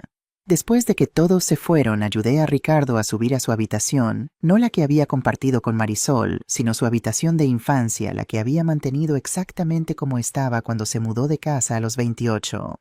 Cama individual con sábanas azules, pósters de bandas de rock que había amado de adolescente, trofeos de fútbol de cuando era niño. «Descansa», le dije arropándolo como cuando tenía fiebre de pequeño. «Todo va a estar bien ahora». «¿Lo estará?», preguntó con voz pequeña. «Mamá, yo no sé cómo seguir después de esto». «Paso a paso», respondí. «Día a día, con ayuda profesional, con tiempo y con la gente que te ama. Te vas a recuperar, hijo, te lo prometo». Cerró los ojos agotado. Me quedé sentada a su lado hasta que su respiración se profundizó y supe que dormía. Entonces bajé a la cocina. Era medianoche. Había sido el día más largo de mi vida. Serví una copa de vino tinto, un Rioja que Javier y yo solíamos compartir en ocasiones especiales. Me senté en la terraza mirando el Mediterráneo oscuro bajo las estrellas. Mi teléfono vibró. Un mensaje de Isabel. «Todo va a salir bien. Descansa, guerrera. Lo lograste». Sonreí a pesar del agotamiento. Guerrera. Hacía 8 años cuando Javier murió, pensé que mi vida de luchar había terminado. Pensé que solo me quedaba existir tranquilamente hasta que fuera mi turno de partir. Qué equivocada estaba. A veces la vida te arroja batallas cuando menos las esperas. Y a veces descubres que eres más fuerte de lo que jamás imaginaste. Alcé mi copa hacia las estrellas, hacia donde quiera que Javier estuviera. «Cuidé de nuestro hijo», susurré. «Como prometí que lo haría. Como tú me enseñaste». El viento del mar sopló suavemente como una caricia. Y por primera vez en meses dormí profundamente y sin miedo. Los 3 días siguientes fueron un torbellino de declaraciones policiales, reuniones con abogados y llamadas telefónicas interminables. La noticia del arresto de Marisol y Javier se filtró rápidamente, como suelen hacer las noticias jugosas en pueblos pequeños, y pronto reporteros locales estacionaban frente a mi villa esperando una declaración. No les di ninguna. Marcos, mi abogado, manejó todas las comunicaciones con la prensa. «Déjame hacer mi trabajo», había dicho con firmeza. «Tú concéntrate en tu hijo». Y eso fue exactamente lo que hice. Ricardo pasó los primeros 2 días apenas saliendo de su habitación. Comía poco, dormía menos. Cuando intentaba hablar con él, respondía con monosílabos, la mirada perdida en algún punto distante que solo él podía ver. El tercer día finalmente logré hacerlo bajar para desayunar en la terraza. El sol de la mañana brillaba sobre el Mediterráneo y las gaviotas volaban en círculos perezosos sobre las olas. Era el tipo de mañana que normalmente me llenaba de paz. Pero mientras miraba a mi hijo delgado, pálido, roto, sentí solo una furia ardiente hacia la mujer que lo había reducido a esto. «Mamá», dijo Ricardo de repente, rompiendo el silencio que había durado toda la comida. «¿Cómo supiste que algo andaba mal? Quiero decir realmente mal, no solo problemas matrimoniales normales». Me tomé un momento para responder, queriendo darle una respuesta honesta. «Tus ojos», dije finalmente. «Cuando bajaste del coche ese primer día, tus ojos ya no eras tú. Había miedo donde solía haber alegría, sumisión donde solía haber confianza». Estiré mi mano y tomé la suya sobre la mesa. «Una madre conoce a su hijo, Ricardo, y yo sabía que algo o alguien te estaba destruyendo». «Me sentía tan estúpido», susurró. «Tan débil. Los hombres no se supone que sean víctimas así». «Basta». Mi voz salió más dura de lo que pretendía. Esa creencia, ese estigma, es exactamente lo que personas como Marisol usan como arma. ¿Sabes por qué eligió a un hombre como víctima en lugar de una mujer? Sacudió la cabeza. Porque sabía que sería más difícil para ti pedir ayuda. Sabía que la sociedad dudaría de ti, que te dirían que seas hombre, que tomes control. Sabía que tu propia vergüenza te mantendría callado. Me incliné hacia adelante. Hijo, el abuso es abuso sin importar el género de la víctima. Y reconocer que estás siendo abusado no te hace débil, te hace valiente. Sus ojos se llenaron de lágrimas. No me sentía valiente, me sentía patético. Lo sé, pero mírate ahora, sobreviviste, estás aquí, estás vivo. Eso requiere una fuerza tremenda. Casi te cuesta todo, mamá. Tu casa, tu seguridad, tu vida. Pero no lo hizo, porque peleamos juntos. Y esa es la lección, Ricardo. Nunca estás solo en esto. Nunca. Lloró entonces y yo me levanté para abrazarlo, dejándolo desahogarse contra mi hombro, como había hecho tantas veces cuando era niño. Pero esta vez era diferente. Esta vez no estaba llorando por una rodilla raspada o un corazón roto de adolescente. Estaba llorando por la pérdida de su inocencia, por los meses de tortura psicológica, por el hombre en quien había confiado para amar y que en cambio lo había destruido sistemáticamente. Cuando finalmente se calmó, le serví más café y hablamos. Realmente hablamos. Por primera vez Ricardo me contó todo cómo Marisol había sido encantadora al principio, haciéndolo sentir especial deseado. Cómo las críticas habían comenzado sutilmente. Tu camisa no combina con tus pantalones. Tal vez deberías ir al gimnasio. ¿Por qué hablas así? Hasta que se volvieron constantes. Cómo ella controlaba su teléfono, sus contraseñas, su dinero. Cómo lo aislaba de amigos con excusas que sonaban razonables. Ellos no te convienen. Solo quieren usarte. Yo soy la única que realmente te entiende. Y lo peor, dijo con voz quebrada, es que parte de mí todavía siente que la echo de menos. ¿Cómo puede ser eso, después de todo lo que me hizo parte de mí aún? Es el vínculo del trauma, expliqué suavemente. Había estado leyendo sobre esto durante las últimas noches educándome. Cuando alguien alterna entre abuso y afecto, crea una adicción psicológica. Tu cerebro asoció su aprobación con supervivencia. Va a tomar tiempo deshacer eso. ¿Cuánto tiempo? Sí, no lo sé, hijo. Cada persona sana a su propio ritmo. Pero saqué una tarjeta de visita de mi bolsillo. He encontrado un terapeuta especializado en trauma y abuso, en Barcelona. Isabel lo recomendó, ha trabajado con varios de sus casos previos. Ricardo tomó la tarjeta mirándola por un largo momento. Está bien pedir ayuda, le recordé. No tienes que pasar por esto solo, asintió lentamente. Llamaré hoy. Bien, sonreí sintiendo la primera chispa real de esperanza desde que todo esto comenzó. Ahora come. Necesitas recuperar peso. Y luego quiero que me ayudes con algo. ¿Con qué? Vamos a ir al pueblo, a la panadería, al mercado, a caminar por la playa. Vamos a recordarle al mundo y a ti mismo que eres una persona libre, que puedes ir donde quieras, hacer lo que quieras, sin pedir permiso a nadie. Por primera vez en días, Ricardo sonrió. Era pequeña, frágil, pero era una sonrisa real. Me gustaría eso, mamá. Una semana después del arresto, Marcos me llamó para una reunión en su oficina en Barcelona. Ricardo vino conmigo su primera vez en la ciudad desde que había escapado de Marisol. Conducir por las calles familiares lo puso nervioso, pero lo manejó apretando mi mano en el semáforo rojo cerca de las Ramblas. Estoy bien, dijo, aunque su respiración era rápida. Solo muchos recuerdos. Lo sé, hijo, pero estamos creando nuevos recuerdos ahora. Buenos. La oficina de Marcos estaba en el Example, en un edificio modernista hermoso que Javier siempre había admirado.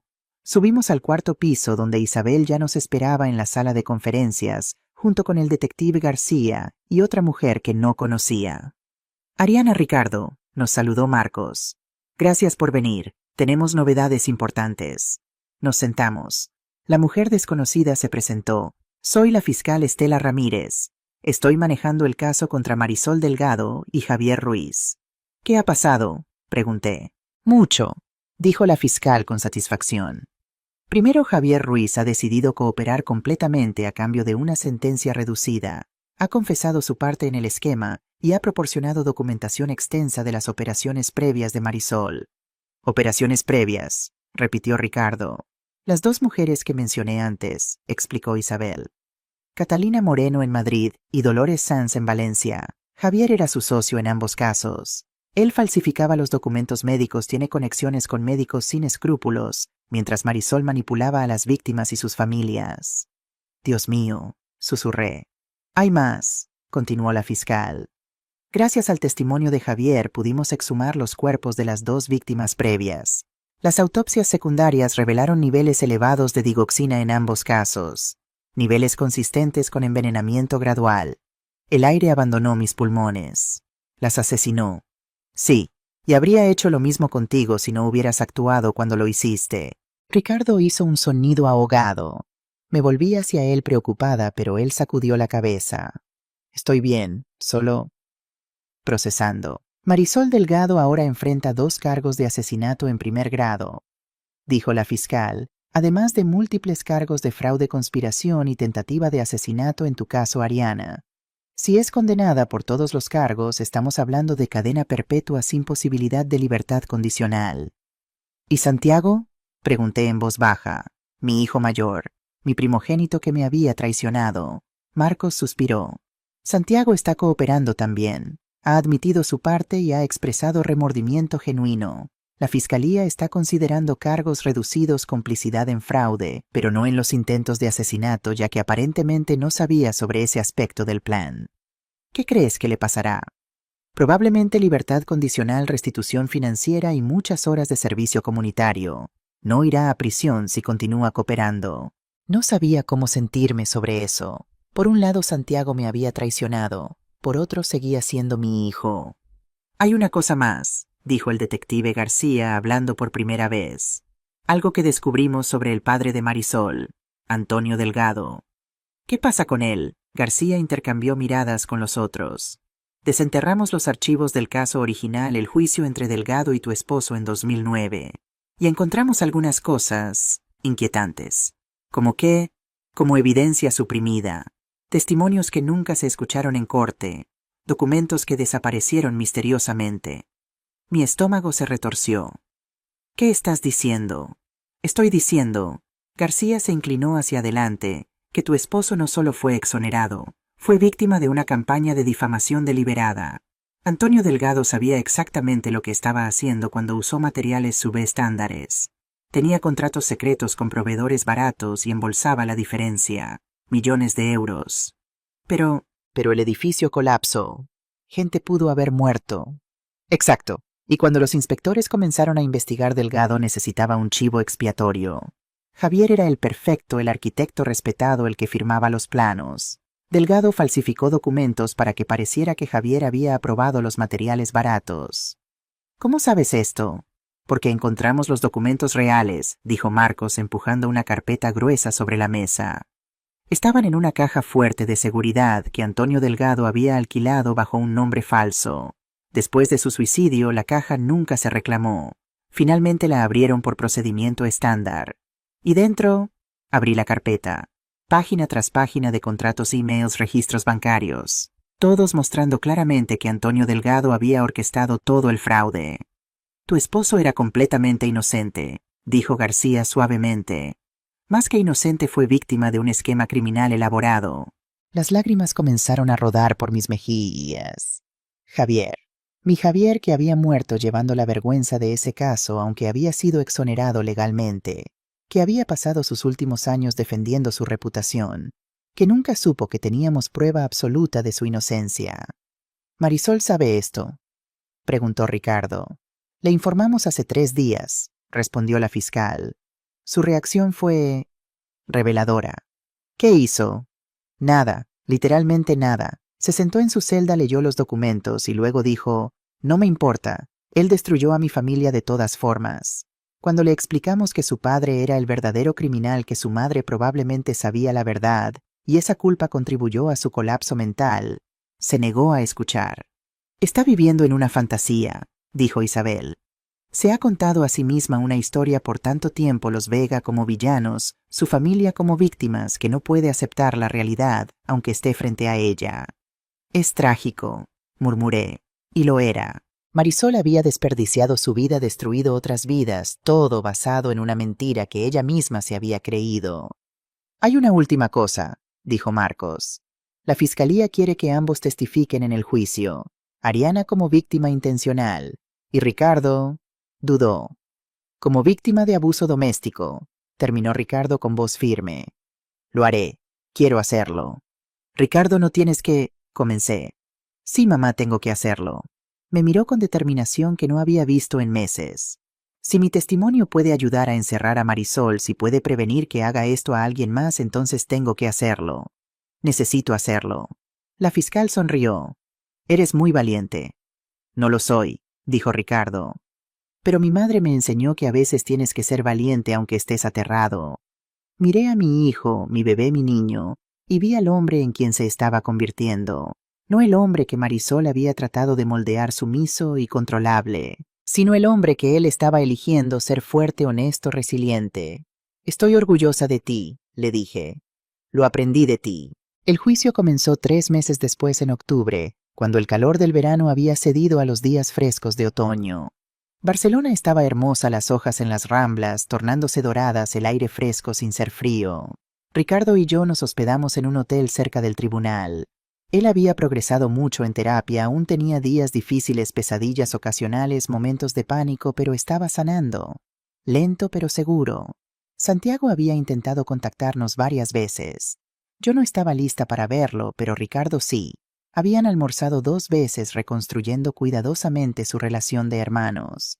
No sé si alguna vez perdonaré completamente a Santiago, pero viendo a mis hijos empezar a sanar su vínculo, ayudaba. El primer día del juicio la sala estaba repleta. Reporteros curiosos, familiares de las víctimas previas. Marisol fue traída esposada, vestida con un traje azul oscuro que probablemente su abogado defensor eligió para hacerla parecer respetable. Pero no pudo esconder la dureza en sus ojos, la tensión en su mandíbula. Cuando su mirada se encontró con la mía a través de la sala, no aparté la vista. Tampoco ella. Fue un duelo silencioso de voluntades hasta que el juez entró y todos tuvimos que ponernos de pie. Los primeros días fueron testimonios técnicos, el detective García explicando la investigación, peritos forenses detallando las autopsias, expertos financieros desmenuzando el rastro de dinero. Era tedioso pero necesario, construyendo el caso pieza por pieza. Luego llegó el turno de las víctimas. Primero testificó la hija de Catalina Moreno, la víctima de Madrid. Describió cómo su madre, una mujer independiente y aguda, había comenzado a olvidar cosas después de que un amable asesor financiero, Javier Ruiz, la visitara regularmente. Cómo había sido declarada incompetente y movida a un asilo. Cómo había muerto 6 meses después, confundida y sola. Mi madre me llamaba llorando, testificó la hija, su voz quebrándose. Decía que algo andaba mal, que alguien le estaba haciendo algo. Pero los doctores dijeron que era demencia. Yo le creí a los doctores en lugar de a mi propia madre. La sala estaba en silencio absoluto cuando terminó. Luego el sobrino de Dolores Sanz, la víctima de Valencia. Una historia casi idéntica. Una mujer mayor, independiente, de repente enferma. Transferencias de propiedad inexplicables. Muerte rápida en un asilo. La última vez que la vi, dijo el sobrino, me miró y susurró, ella me está envenenando. Yo pensé que deliraba. Dios me perdone, pensé que deliraba y no hice nada. Cuando llegó mi turno, 4 días después del inicio del juicio, estaba nerviosa pero resuelta. Me senté en el estrado de testigos, juré decir la verdad y comencé a contar mi historia. La fiscal me guió a través de los eventos, la llegada inesperada de Ricardo y Marisol, los comportamientos extraños, las amenazas veladas, la búsqueda nocturna de documentos. Describí cómo había descubierto el plan, cómo Isabel me había ayudado, cómo habíamos reunido evidencia. ¿En algún momento, preguntó la fiscal, dudaste de tu percepción? ¿Pensaste que tal vez estabas exagerando? Constantemente, admití. Marisol era experta en hacerme dudar de mí misma. Comentarios sobre mi edad, mi memoria, mi capacidad.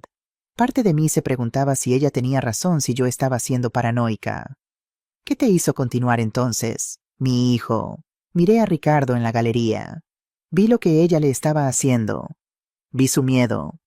Y supe que sin importar lo que sintiera sobre mí misma, tenía que protegerlo a él. Incluso si significaba arriesgar tu propia seguridad. Especialmente entonces, porque eso es lo que hacen las madres. Protegen a sus hijos. Siempre. El abogado defensor de Marisol fue despiadado en el contrainterrogatorio. Señora Vega, ¿no es verdad que usted nunca aprobó el matrimonio de su hijo? No fue que no lo aprobara, simplemente sucedió muy rápido. ¿Y no es verdad que usted intentó controlar la relación de su hijo adulto? Intenté protegerlo. ¿O intentó interferir porque no podía aceptar que él hubiera elegido a alguien sobre usted? Objeción, intervino la fiscal. Argumentativa. Se acepta, dijo el juez. Pero el daño estaba hecho. El abogado estaba pintándome como la suegra controladora celosa que no podía soltar a su hijo. Era inteligente. Si el jurado me veía así, todo mi testimonio quedaba en duda. Cuando finalmente me bajé del estrado, me sentía exhausta e insegura. ¿Había ayudado o dañado el caso? Ricardo testificó al día siguiente. Y fue lo más valiente que he visto en mi vida. Con voz clara y firme describió los meses de abuso psicológico, las críticas constantes, el aislamiento de amigos y familia, el control sobre su dinero, su teléfono, sus movimientos, las amenazas contra mí si él intentaba irse. ¿Alguna vez ella fue físicamente violenta?, preguntó la fiscal. Una vez, respondió Ricardo. Me empujó contra una pared cuando cuestioné sus gastos. Me dejó moretones. Le dije que había sido un accidente en el gimnasio. ¿Por qué mentiste? Porque tenía vergüenza, porque soy hombre y los hombres no se supone que sean víctimas de abuso, porque pensé que nadie me creería.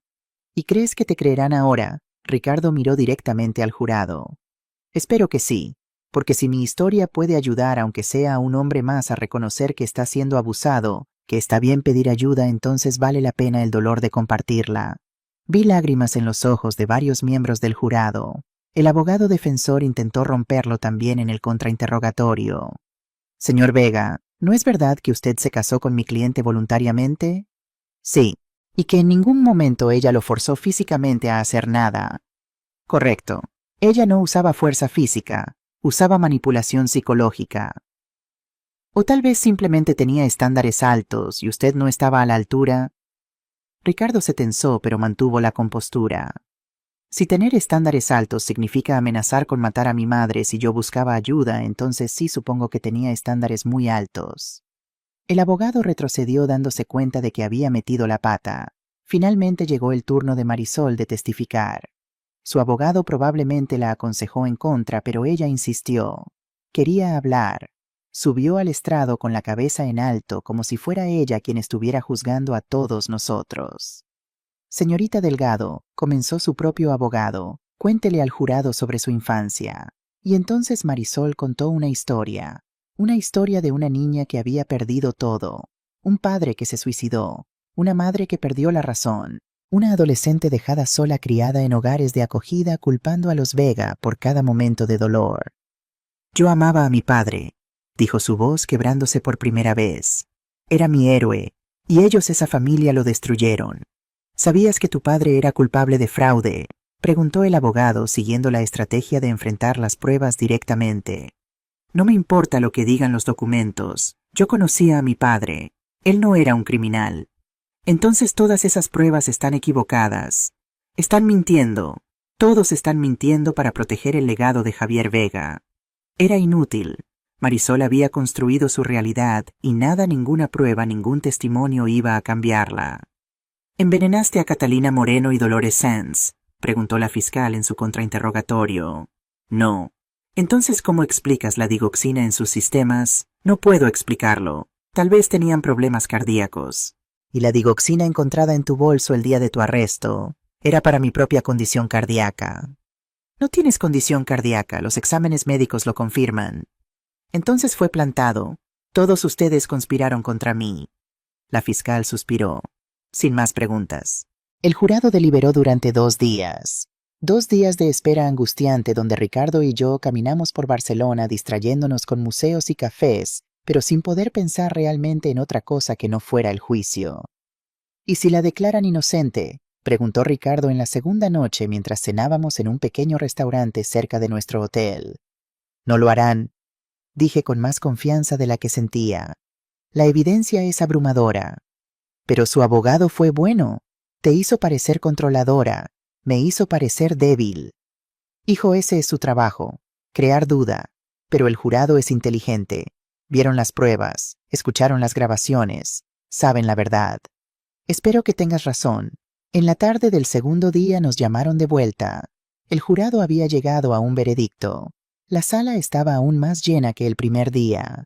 Ricardo se sentó a mi derecha Santiago, quien había testificado para la fiscalía sobre su reclutamiento por Marisol a mi izquierda. Isabel y Marcos detrás de nosotros. Una extraña configuración familiar, pero nuestra. Marisol fue traída. Se veía cansada, derrotada en cierta forma, pero con esa chispa de desafío aún en sus ojos. ¿Ha llegado el jurado a un veredicto?, preguntó el juez. Sí, su señoría, respondió el portavoz del jurado, un hombre de mediana edad con gafas. En el cargo de asesinato en primer grado de Catalina Moreno, ¿cómo declara el jurado a la acusada culpable? Un murmullo recorrió la sala. La hija de Catalina rompió a llorar. En el cargo de asesinato en primer grado de Dolores Sanz, ¿cómo declara el jurado a la acusada culpable? El sobrino de Dolores cerró los ojos susurrando lo que parecía una oración.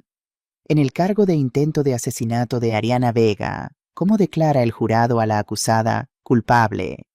Ricardo apretó mi mano tan fuerte que casi dolió. El juez continuó con los otros cargos: fraude, conspiración, falsificación de documentos. Culpable, culpable, culpable. Cuando terminó, Marisol permaneció inmóvil, sin lágrimas, sin colapso dramático, solo una calma inquietante. Marisol Delgado, dijo el juez, ha sido encontrada culpable de múltiples cargos graves. La sentencia se dictará en 2 semanas. Hasta entonces permanecerá bajo custodia.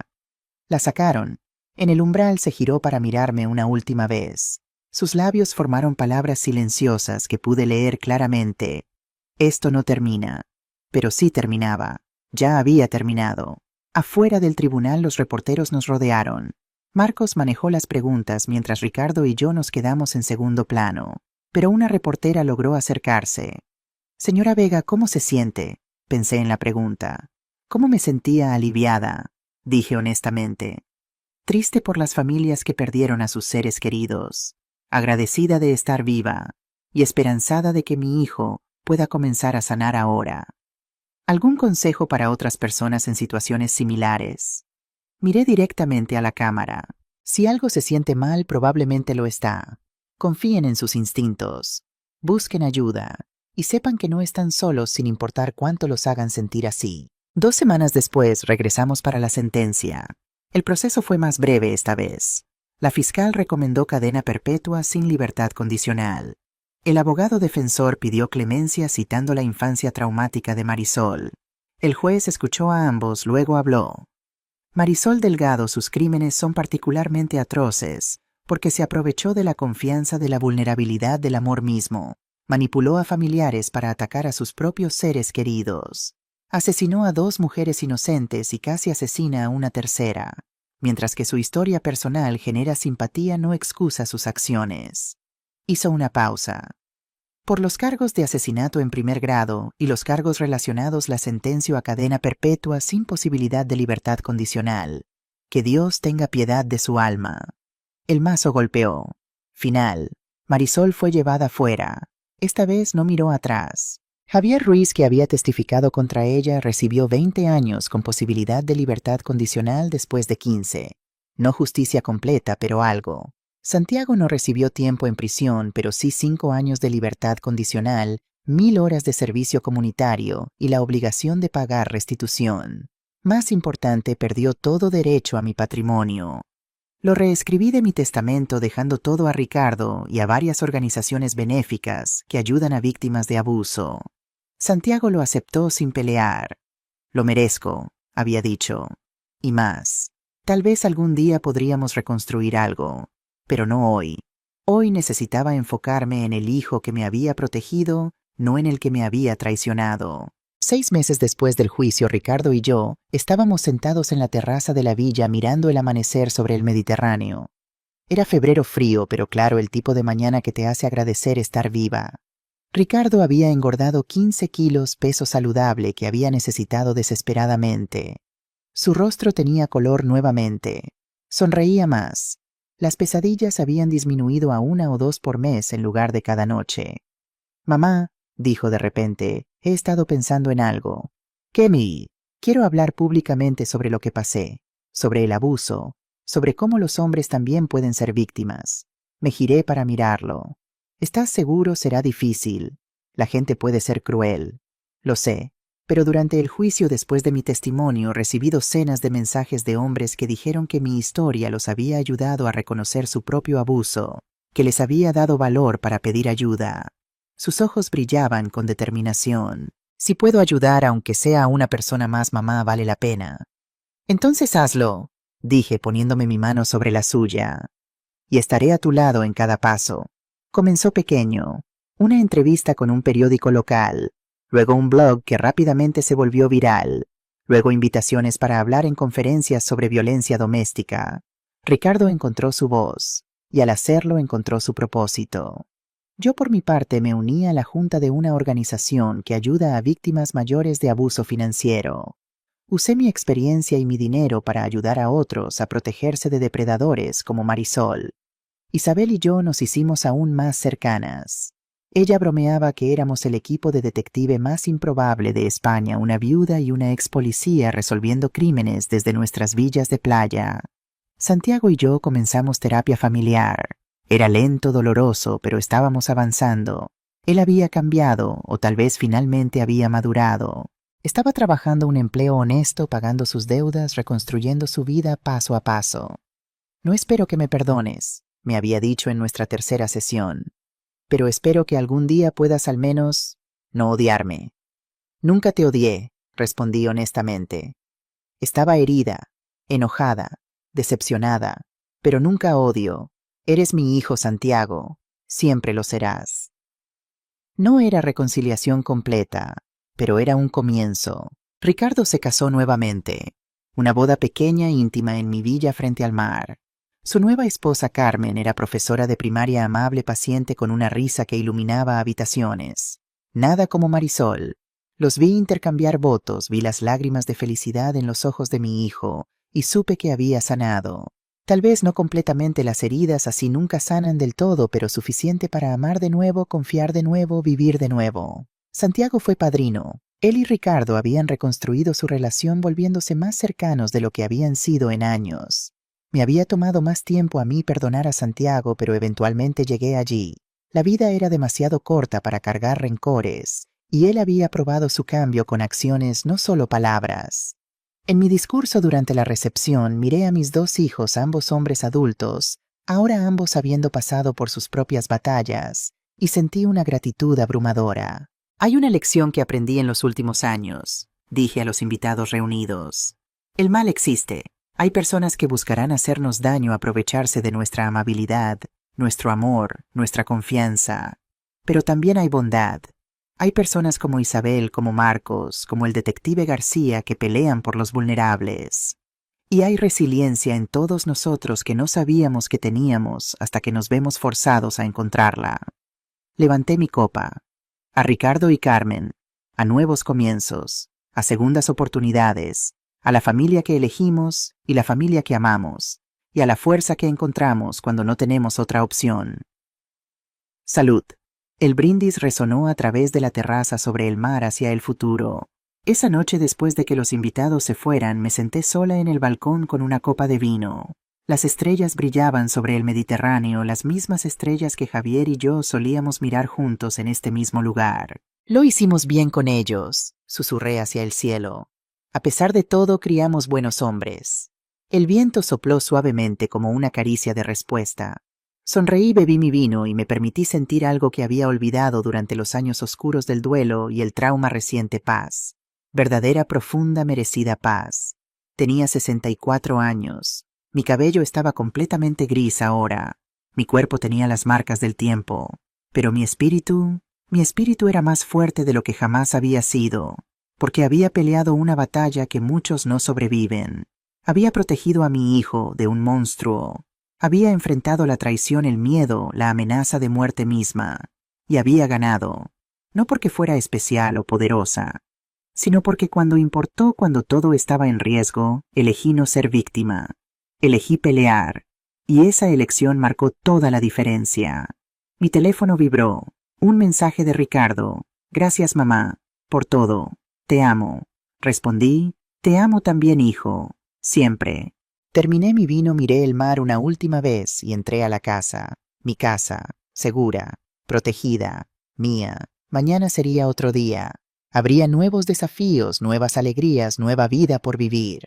Pero por esta noche simplemente existía en este momento perfecto de Victoria tranquila. Una mujer de 64 años que había salvado a su familia. Una madre que había protegido a su hijo. Una sobreviviente que se había negado a ser víctima. Ariana Vega. Y mi historia no había terminado. Apenas estaba comenzando de nuevo.